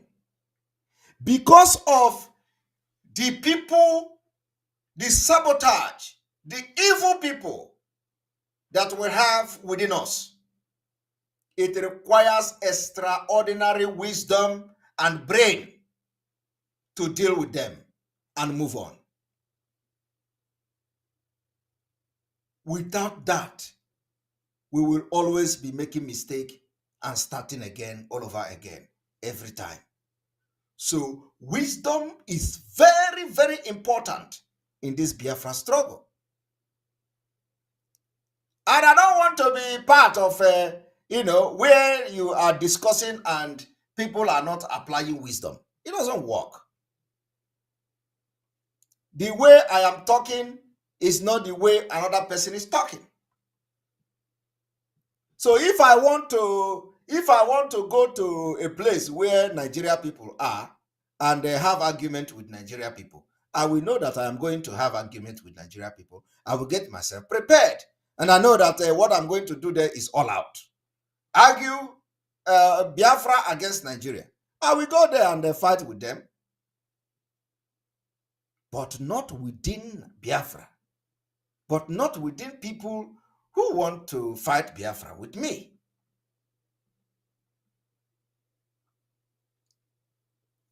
And let me tell you, because this is the last time I'm going to talk about what happened yesterday during the joint broadcast. This is the last time I'm going to talk about it.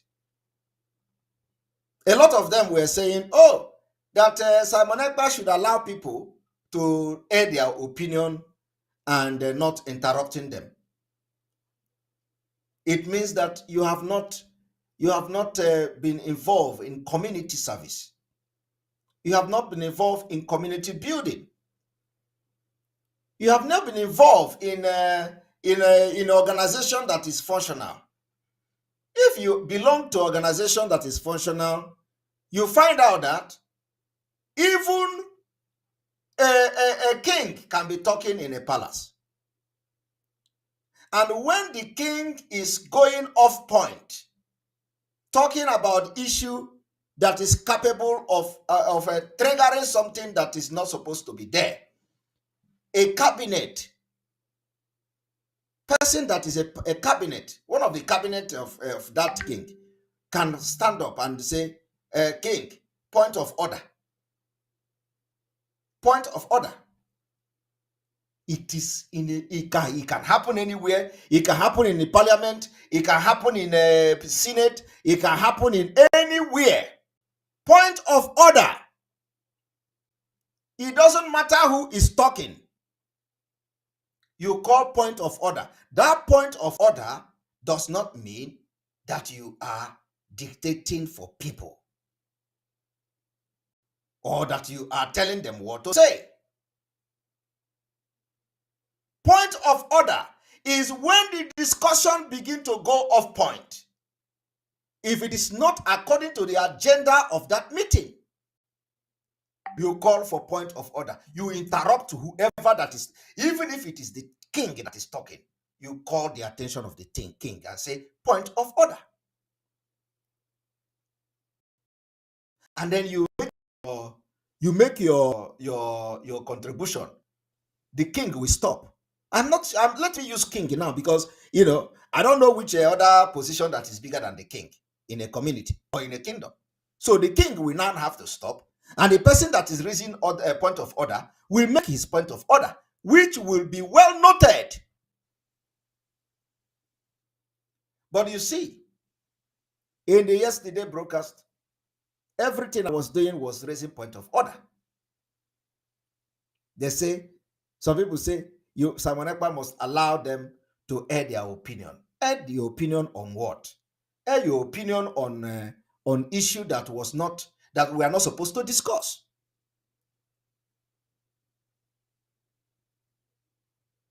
So if so that is why it is important that when you are engaging yourself in a something, know how to talk in public, know how to organize yourself. When somebody is raising point of order, you understand the person is not dictating what you should say. The person is not telling you what you should say, but rather point of order based on the mutual understanding what you people wanted to discuss before that particular meeting started. You raise point of order, give direction. This one you are saying now is not what we are here to say. So please, can you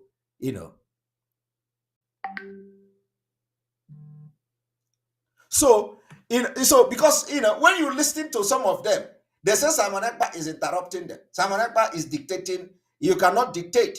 You cannot tell us what to say. I am not telling anybody what to say. I cannot tell anybody what to say. But if we come to a program, although like I have made it very clear, I will never be part of joint broadcast again.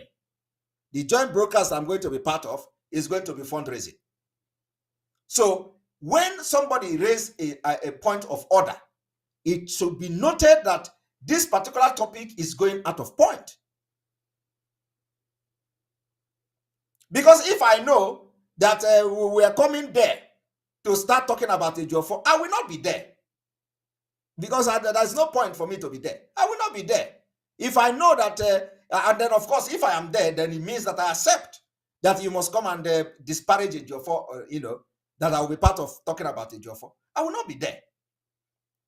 But the reason why I participated, even before that, yesterday broadcast, I don't want to be part of the joint broadcast yesterday. But I decided to give them another benefit of doubt. I did not come there yesterday to talk about anything else other than the fundraising, the Umweri account, and the website. And that broadcast shouldn't have taken more than 1 hour.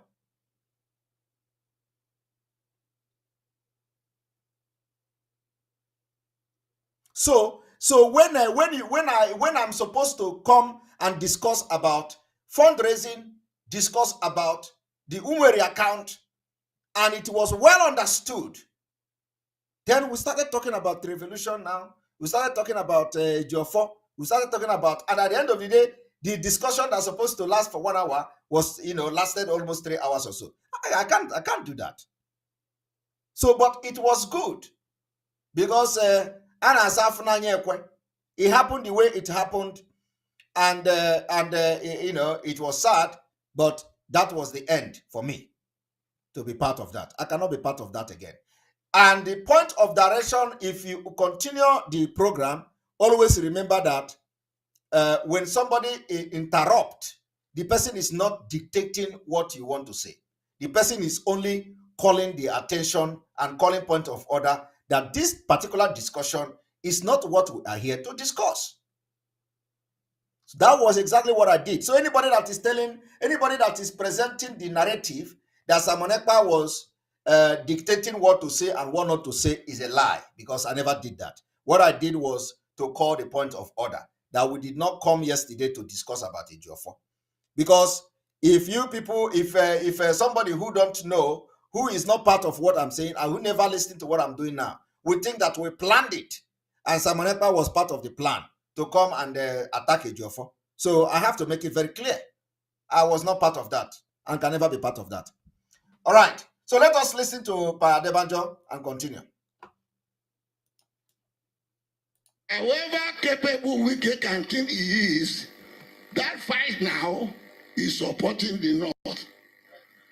It is way to divide us. Just as they are giving to Jonathan. All of them, they are not going to support them.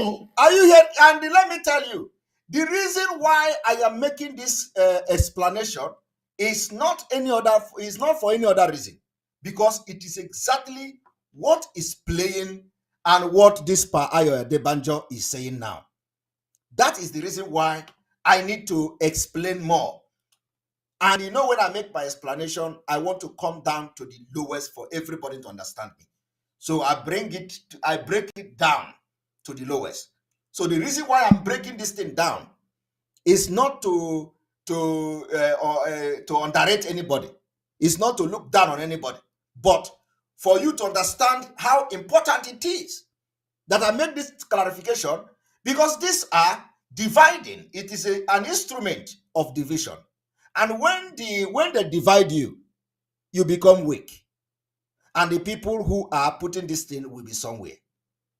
And they are going to take advantage of the division. The only good thing is that it is not me. Division can never touch me. You know? So the only good thing is that I am the one that is talking about this. So if it is a different person, the person may have a different opinion and may never want to have anything to do with them. But me, I am not like that. So that is the only thing that will make the tactics of these people never to work. Because I can never be the instrument for them to use. So I will work with anybody who is ready and who is genuine and ready to take any bullet. And I want you to listen that it is very important, because what the Pa Ayo Adebanjo is saying here is what is playing today. Fulani are playing the template of Afghanistan. And for them to succeed, they will put fire everywhere. They will put division, they will put misunderstanding, they will put disagreement in everywhere. And everything will work for their own advantage. Don't allow that to happen. Don't allow that to happen. Wike will never be president. These people that are coming now will never be president. The only reason why they are supporting them and allow them to do what they do is to install this division in the mind of other people. You can imagine Wazirike, even though everybody know that Wazirike is Biafra Sabo, but you can imagine Wazirike now going against Ndigbo. You know the thing get collect. Wazirike is Biafra Sabo.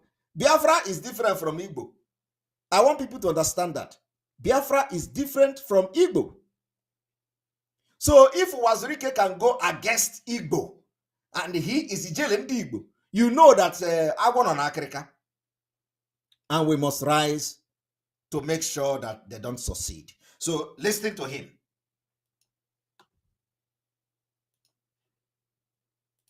All the people, the northern people that carry Jagaban, Soshibayu, this, he saw the seat, the typical Fulani deceit.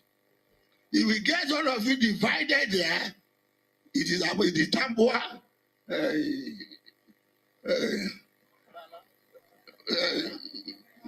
Balan, and Saraki, and the judge, former vice president, Atiku, go and watch.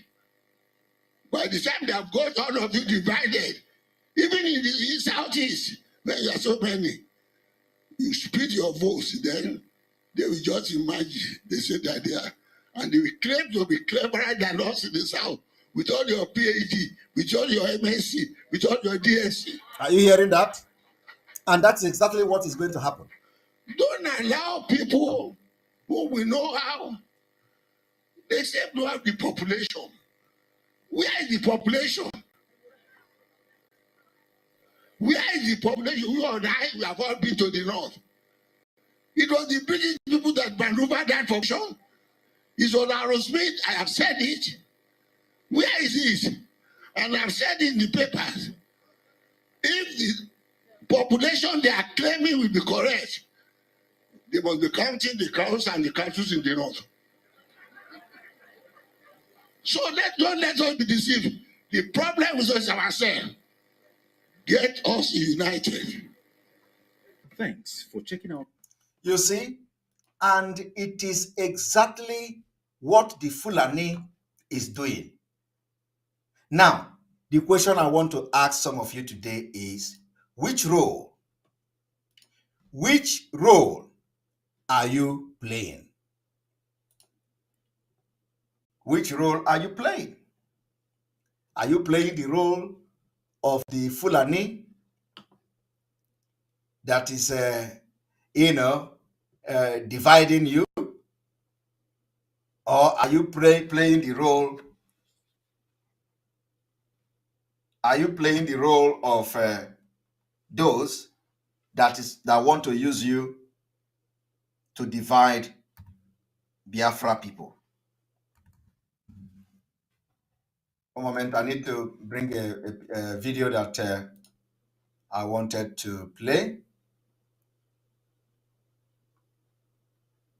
One moment.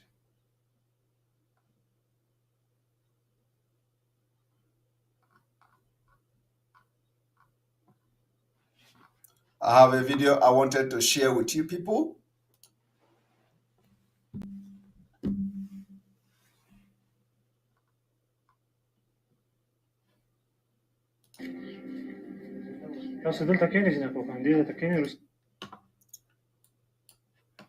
Now, this is what is going to happen in Nigeria.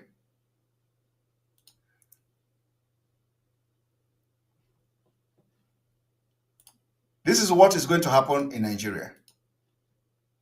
So ask yourself a question. Which role are you playing? Which role? Which role are you playing?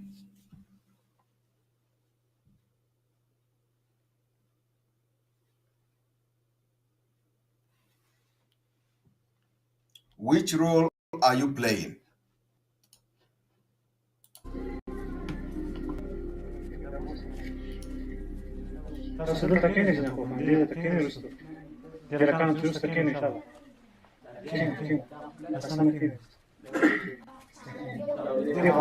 This is Afghanistan. Now, if you look at the flag, there, you are going to see the same flag that Burutai had with Buhari in Aso Rock.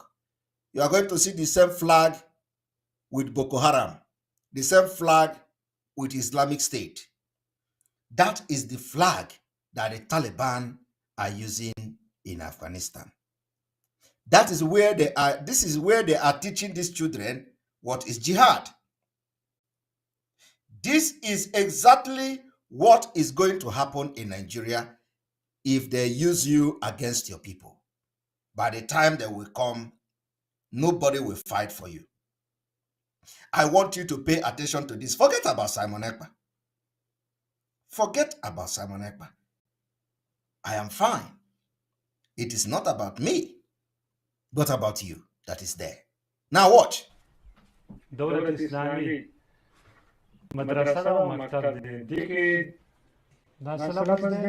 What is this word jihad? Jihad. What is jihad?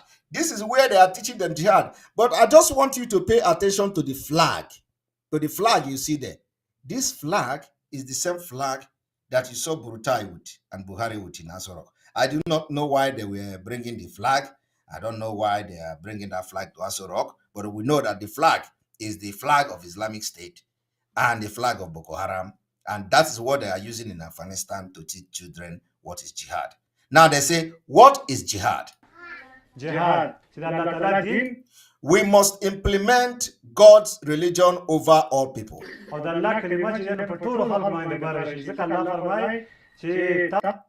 God say, do jihad until intrigue, adultery, and infidelity are gone from the world.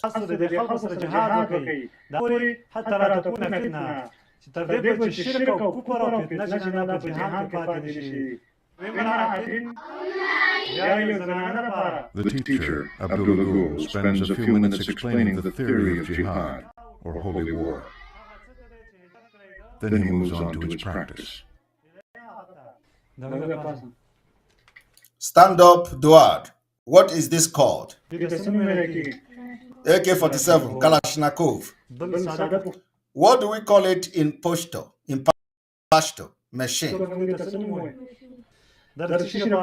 Why do we use this? To defend the faith. And whose head will we hit with this? Infidels. This is called Kalashnikov and is Pashto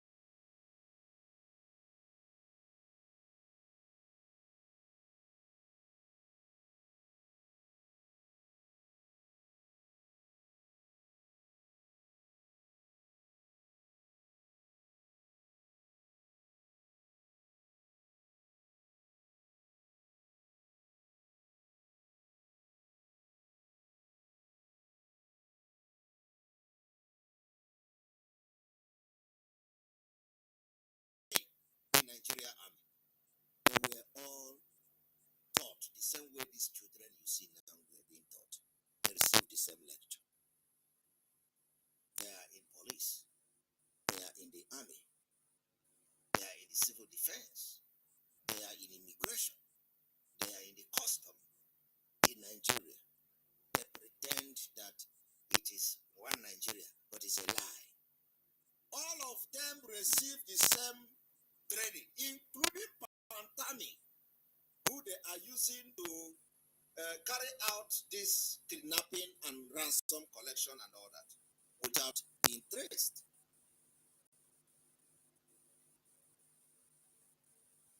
This is what your leaders are not seeing.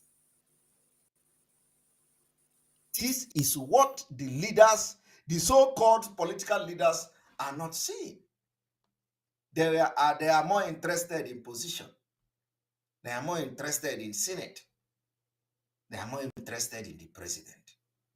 But they are not seeing the danger that is coming to them. You see, some of them have been asking that they should tell us what exactly they want.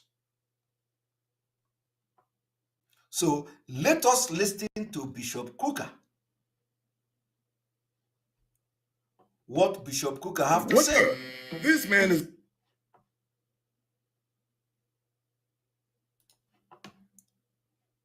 Matthew Hassan Kuka, a tough advocate for justice, democracy, and human rights in Nigeria, and in every respect, a champion of the cause of the Nigerian masses.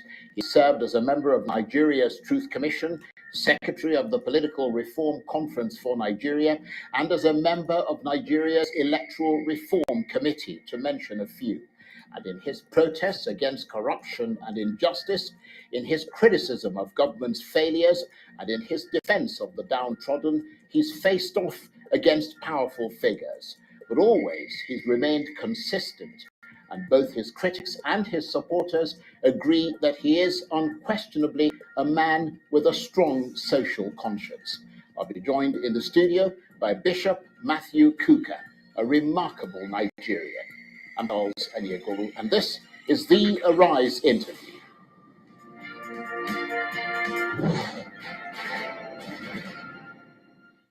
Now, my guest today is one of Nigeria's most prominent and fearless advocates for justice, democracy, and human development.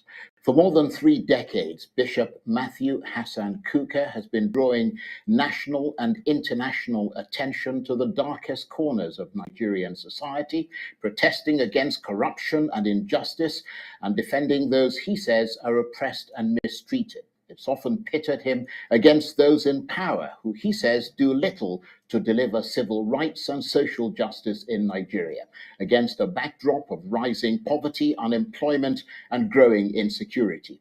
Recently, he's faced attacks from the Nigerian presidency over statements he made to the US Congress about the state of affairs in Nigeria.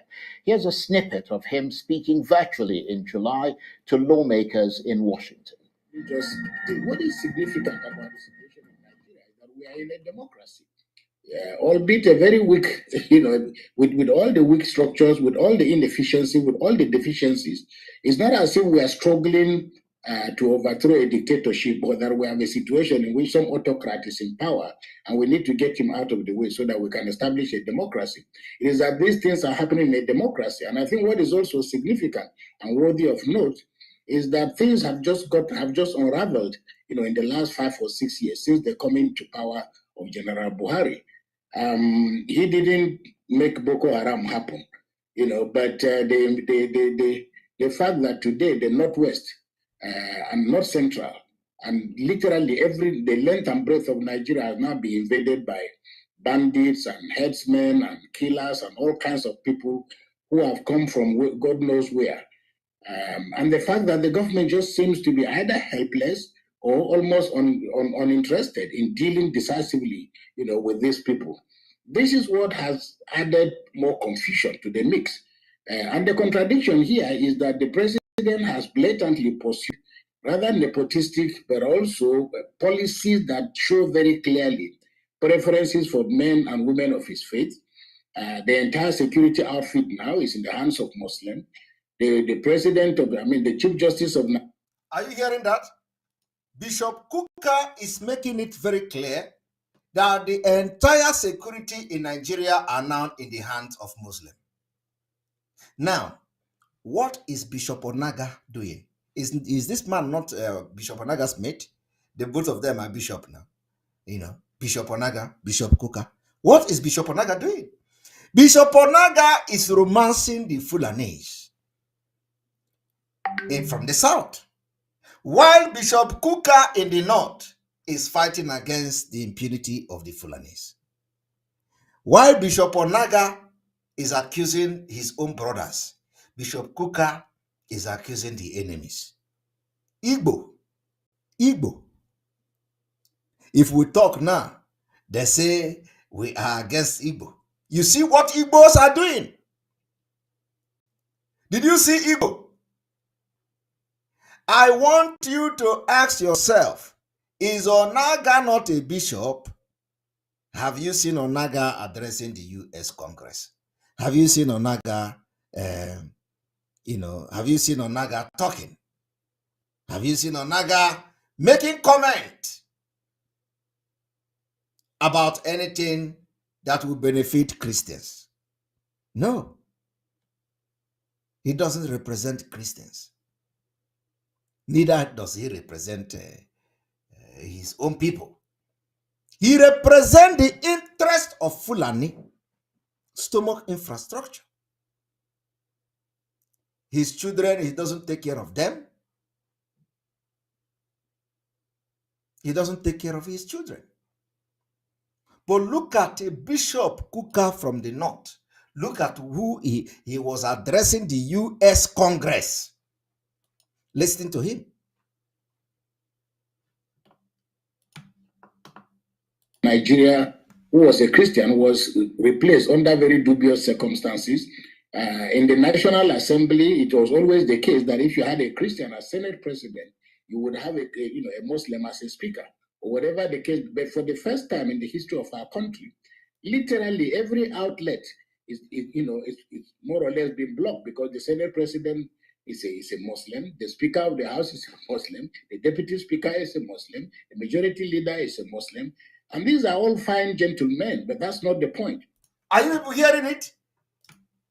Everywhere has been Islamized. So I want you people to understand, when we are talking about Islamization of Nigeria, you think it is when they say all churches in the Biafra land closed. Bishop Onaga, close your church. You think that is when Nigeria has been Islamized? Nigeria already has been Islamized.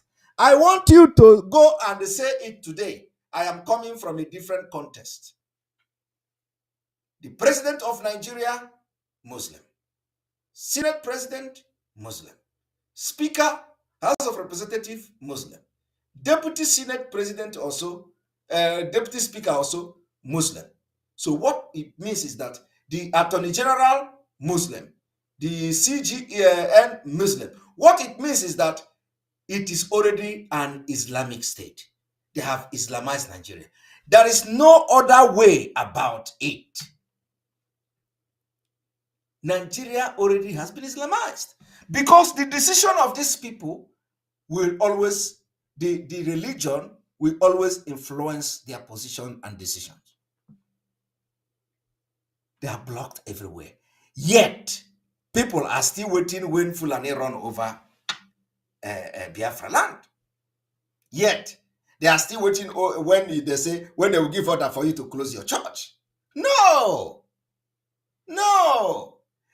Custom is being held by a Muslim. Immigration is being held by a Muslim. Nigeria Armed Forces is being held by Muslims. Air Force, Muslims. So, if you look at it, the country is already Islamized. There is no, in fact, there is no any other Islamization that is very effective than what you have now. So I want you to begin to change your mind. Change your mindset. Change how you view Nigeria from today. Because it has been, Muslim is everywhere. They are this, they are that. It means that it is already an Islamic state. Because the people in the key position making the policies that govern Nigeria today are all Muslim. And they can never make any decision that will go contrary to what they were being taught. This video of these children, what they were being taught. The Senate president can never make any decision today that will go contrary to the Islamic faith. The CGN can never make any decision today that will go contrary to the Islamic state. The Attorney General of the Federation can never approve anything that is going to go contrary to the Islamic state. The presidency cannot support anything contrary to the Islamic state. So what are you talking when you say they want to Islamize Nigeria? Nigeria is already Islamized. I am telling you the fact. The point is that the level of anxiety among us as Christians and Muslims has exacerbated. And Bishop Matthew Kuka, who you heard speaking there, joins me now in the studio. Absolutely delighted to see you, Bishop Kuka. Thank you very much indeed for coming in. Thank you, Jeff. And just summarize for us what you said to the US Congress about Nigeria, which was construed as very critical of the Buhari government and had their backs up as a result. First of all, I think in fairness to the president, he has expressed no objection to anything I said. And I'm sure that every Nigerian knows that on a good day, Garba Shehu, Femi Adesina. Hey, real quick, have a look. How much did you make last month? It was 12.5. On a wild goose chase, purely and simply on their own. And even the fate of Loretta before the National Assembly suggests very clearly that we have Femi Adesina or Garba Shehu in their exuberance to appear before the National Assembly for validation. They will be thrown out of town. And these are all spokespeople for the president. They have said themselves, obviously, they're not speaking for the president, they're speaking for the presidency. The presidency doesn't exist, in any shape or form. So, and you can see. And Onyemelokwe, thank you very much. This your comment requires an urgent attention. So it is not like usually when I will acknowledge those that have made a comment and super chat and all that at the end of the broadcast. So Chidozie Onyemelokwe, Flanization is about ethnic supremacy that uses the jihad concept as a Trojan horse. Islamization is a global ideology. Flanization is our immediate problem. We must exploit the difference. I agree with you 120%. I agree with you 120%. The Flanization is the immediate problem we are facing in Nigeria. But the problem is that you can never talk about the Flanization without the religious concept. That is the problem. They are both intertwined. You can never separate the two. They hide under Islamic religion to carry out this particular, call the Flanization of Nigeria. So they are not coming, and a lot of, I am happy that a lot of Muslims have actually understood this problem, that even them in the north, like somebody said the other day that they are killing the Muslim, they are killing the Christian in the north, that this is no longer anybody that is thinking that this has to do with Islamic thing is making a mistake, that it is more of ethnic. And I agree with you. So the thing is that it is going to be almost impossible to discuss it without the religious coronation. But it is good that you pointed it out. So I agree with you completely. In fact, I agree with you more than 120%. So you are right. It is more of Fulanization. And of course, we are going to be using the, we are going to be using the Fulanization more than the Islamization, because it is all, but all of them, it is all the same. We are going to be using it. But we cannot discuss this particular Fulanization without Islamization, because the Islams, they are using the concept of the Islam to Fulanize us. So I agree with you. It is more of ethnic than the religious ideology. So I agree with you completely. And this your comment requires my immediate attention. It is not something that I will go and start reading at the end of the broadcast. So I thank you for that. From the things they say, that these are people that obviously don't seem to have anything to do.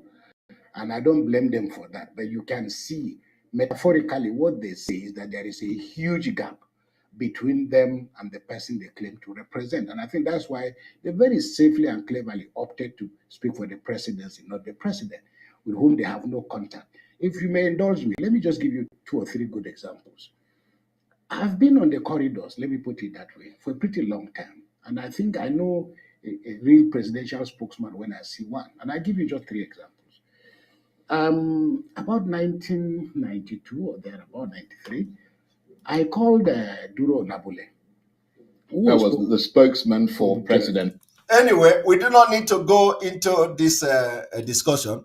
I have not watched the video, and if there is need for me to analyze it, but I just want you to hear the Bishop Kuka, speaking and addressing the United States Congress. So, what is the bishop in Enugu State doing? Only talking about only talking about the children, only telling you that don't listen to Biafra people, stay at home and all that. We are going to continue to sit at home, and the next sit at home is coming, and it is going to be on the 16th, 17th, and 18th of May 2022. So I want us to listen. This particular video is very important, and we'll continue to play it every now and then to remind our people that we are ready to sacrifice this particular sit-at-home order as they come. There are no governors who are working. If our governors were working, Nnamdi Kanu will not see a vacuum to fill. That is the problem. We leave the main problem and start talking about, declaring sit at home. Why shouldn't they have the sit at home? If people don't want to sit at home, does anybody go to harass them? Even since they made the announcement, people should be going to work. Out of fear, people still sit at home. They have made it known that it's only the day they will take into court that they will ask people to sit at home. And I tell you, people are gladly sitting at home. They are not gladly sitting at home. I sampled a whole lot of opinion. People think that the economy of the Southeast is being battered. How do we do that? We can afford to lose that. We can afford to lose that. That's the only way we can make a point now. And because it is not this even country true. has not recognized the contributions of the Igbos in this country. They have not. If not, tell me how the government will be talking about, there's a word they use, to dominate. That he has issued instruction to the military to dominate Anambra State during the election. Do you know what dominate means? Overwhelm, intimidate. That is even more serious than what iPod is talking about. Because now most people will not be prepared to come out, seeing rows and armored tanks and everything moving around. Because that's the meaning of dominate. We know security is important, but to use the word dominate, which the National Security Advisor re-emphasized. And to start with, we are talking about discrimination. Do you know? The National Security Council just met and took that decision. In that National Security Council, not one human being from the whole of former Eastern region. Not one human being. That is part of what Nnamdi Kanu is talking about. Injustice, lack of inclusion. Not one human being. Because we are not in the... But Chieftain... Just a second. We are not in the service, any of the service distance. We're not security advisor. We are not chief of staff. We are nothing. They couldn't even invite... They have 2 lackeys in the South. They would have called the governor of the state to come and tell them, theoretically, what is it that is happening as a basis of their decision taking. So in the National Security Council, where the decision was taken to dominate Anambra election, there was no Igbo man there, not one. You knew I was, what do you call it? I was kidnapped on the 26th of last month. Yes. And held for about 3-4 hours before they released me and took my vehicle and every other thing. And I had courage to ask. I was saying the blood of Jesus. I saw young men carrying brand new AK-47 rifles, intimidating myself and my driver. And I got annoyed. I said, God, I'm above 70. I've lived the better part of my life. And I promise you I'll continue saying the truth until I die. And I asked them, what the hell do you think you're doing? He said, if I talk again, you will kill me. I said, you can't kill me. And the young man stopped his vehicle and said, I say, you can't kill me because I'm covered with the blood of Jesus. You can't kill me. I said, 50 years ago, I was almost a major in Biafran Army. And he almost wept. Oh God, did you serve in Biafran Army? I said, yes. If we need this, we wouldn't have taken up this job. The problem is coming from your own environment. If we knew that you helped to save our people, and I almost wept. And they said, nothing will happen to you and your driver. And they dropped us off.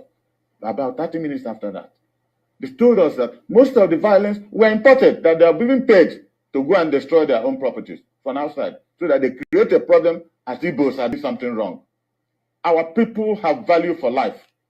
Igbos have value for life, more than any other tribe in this country. And I make good to say it anywhere. Because anybody who goes around this country investing does not hate this country. There was a time I was in one of your programs doing around from 9 to 10 o'clock.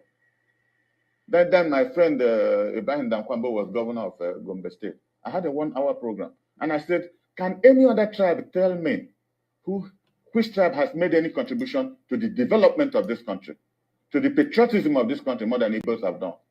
There's no part of this country you go and you don't see an Igbo man making an investment. Come to the whole of Eastern region, you don't see an Hausa man with one property. I said it on TV, and not one person. The governor called me, the northern governor summoned an emergency meeting in Kano and discussed my program. I said, you see an Hausa man, he's selling currency at Owerri Road. You don't know when he comes in and when he goes. If you see a Yoruba man, he's about the tailoring service. They won't even buy an empty land, but an Igbo man comes to your place, buys land, develops it, they build a school. Igbo State Union built a college in Kano in the 50s that everybody was going to school. Is that hatred? Do we hate this country? Why do they hate us so much? You see that? So we are going to be playing this, our elder man stand on. So everyone, the 16th, 17th, and 18th of May is sit at home in Biafra land for the release, unconditional release of Mazi Nnamdi Kanu for Biafra, and for many things that is going to go down in the history. On the 7th of May, 2022 is the IPOB Autopilot Eastern Security Network fundraising. Everybody must be part of this fundraising for the support of ESN. ESN must be funded to continue to protect our land against terrorist herdsmen. Very, very important. So the information will be public. I think the flyer is already there. Only that Facebook have restricted my account. So as soon as the account is, I can post it. I'm going to post it on Facebook and of course on Twitter as well. So, but 7th of May is our fundraising starting from 7 p.m. Biafra time, and the way to pay your donation is through the IPOB website alone, only website, no more direct transfer, no more anything, only through the website to Umuri account for accountability. For accountability, very, very important, very, very important.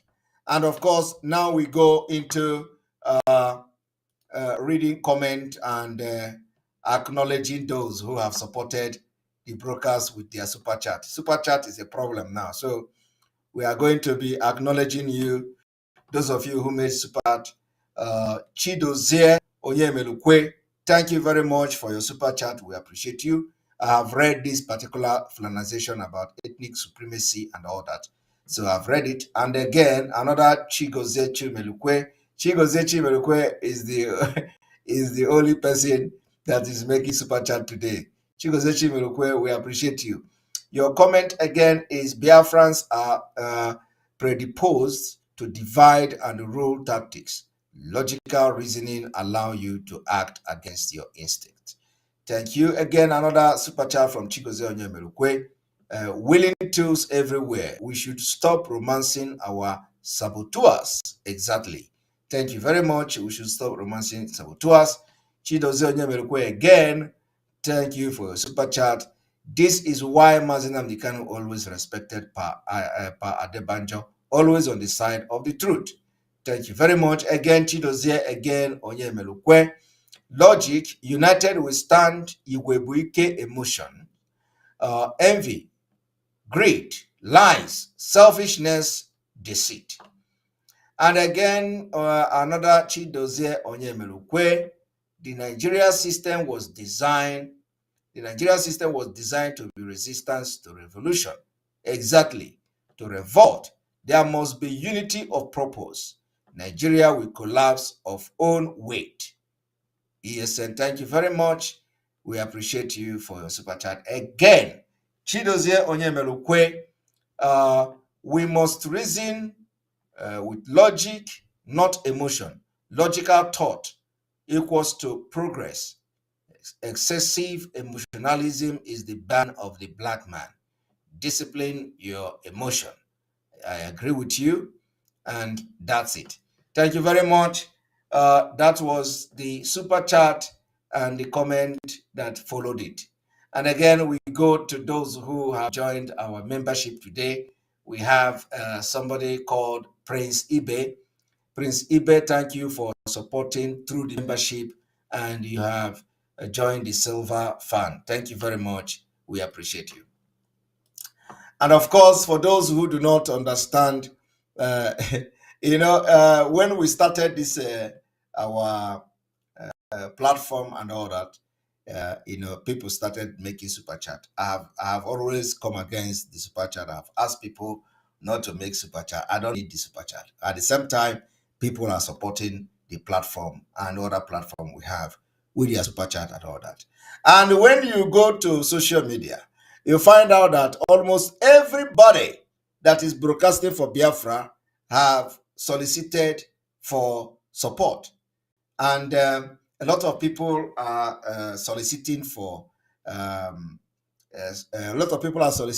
star and all that. So if you go to different pages and different broadcasters at different platforms, they have always solicited for stars and support and all that.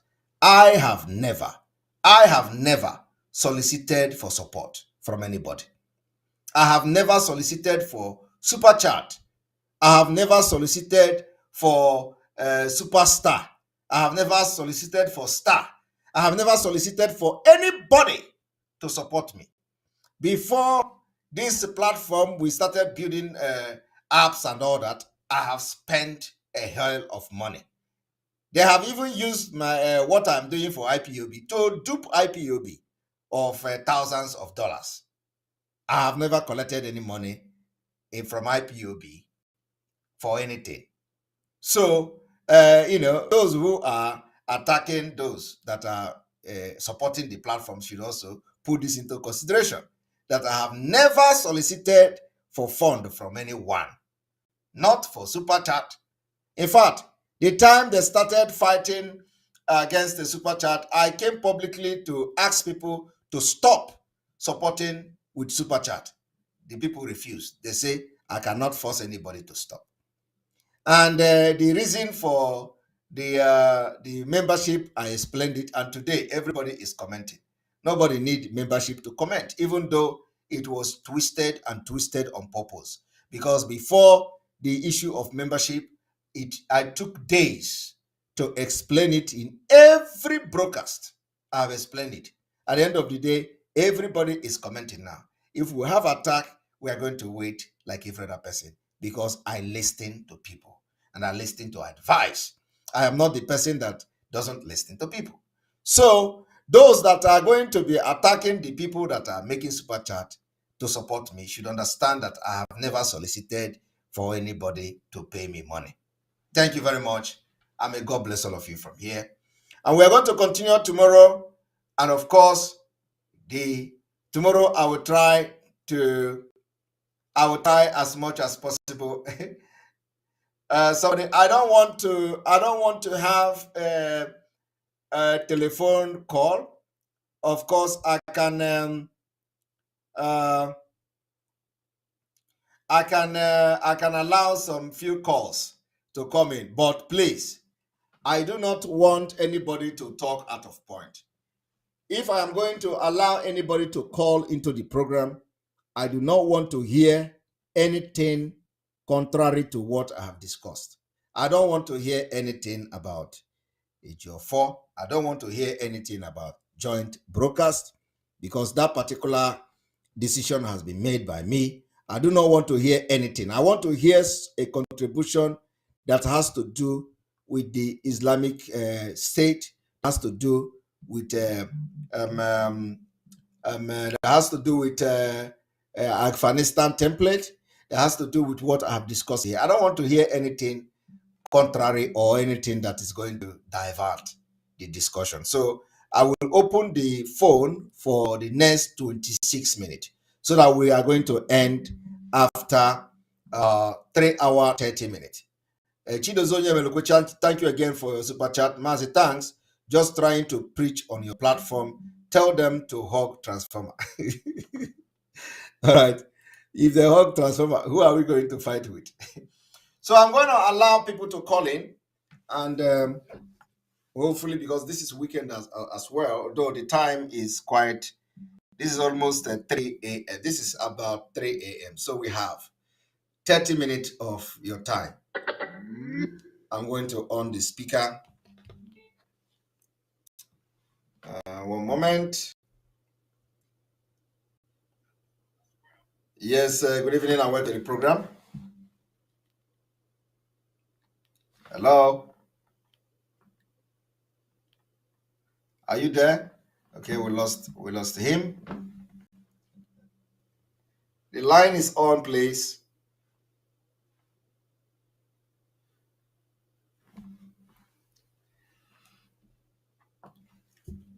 Is it connected? Yep. So we're gonna take just few calls.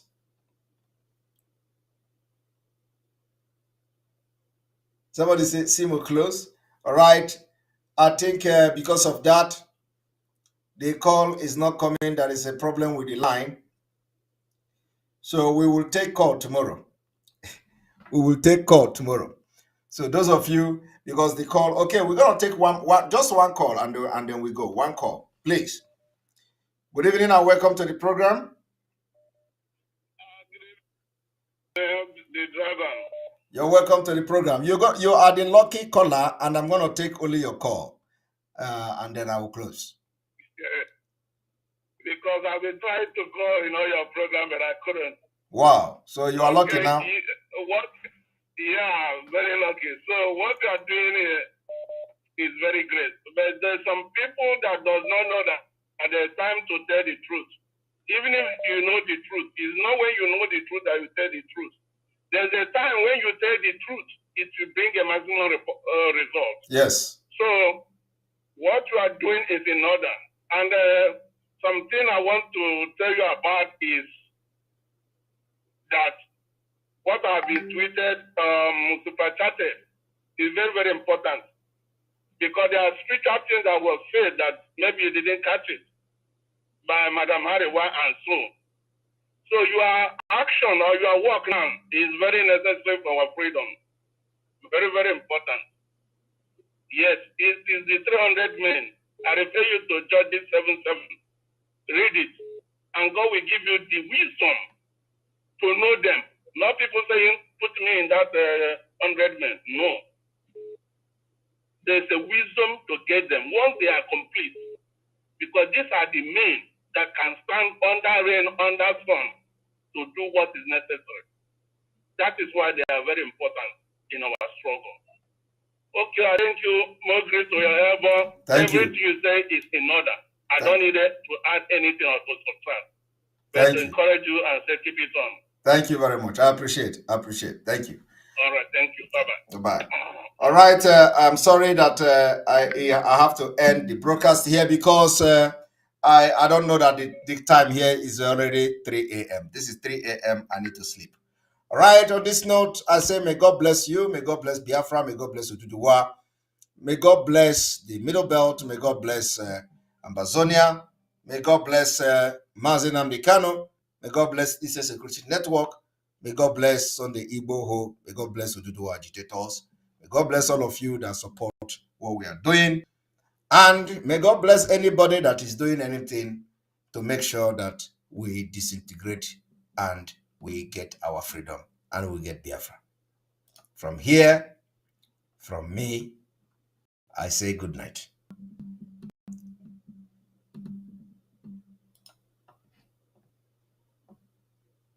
You must listen to her. Of course, you must go and listen to Simon Ekpa, who is doing a very fantastic job. Very great job that Simon Ekpa is doing. Very, very, absolutely fantastic job that he's doing. You must listen to him and share his videos accordingly. Very, very important. He is bringing a new dimension to this very awareness that we are making, and you must listen to him. Very, very important.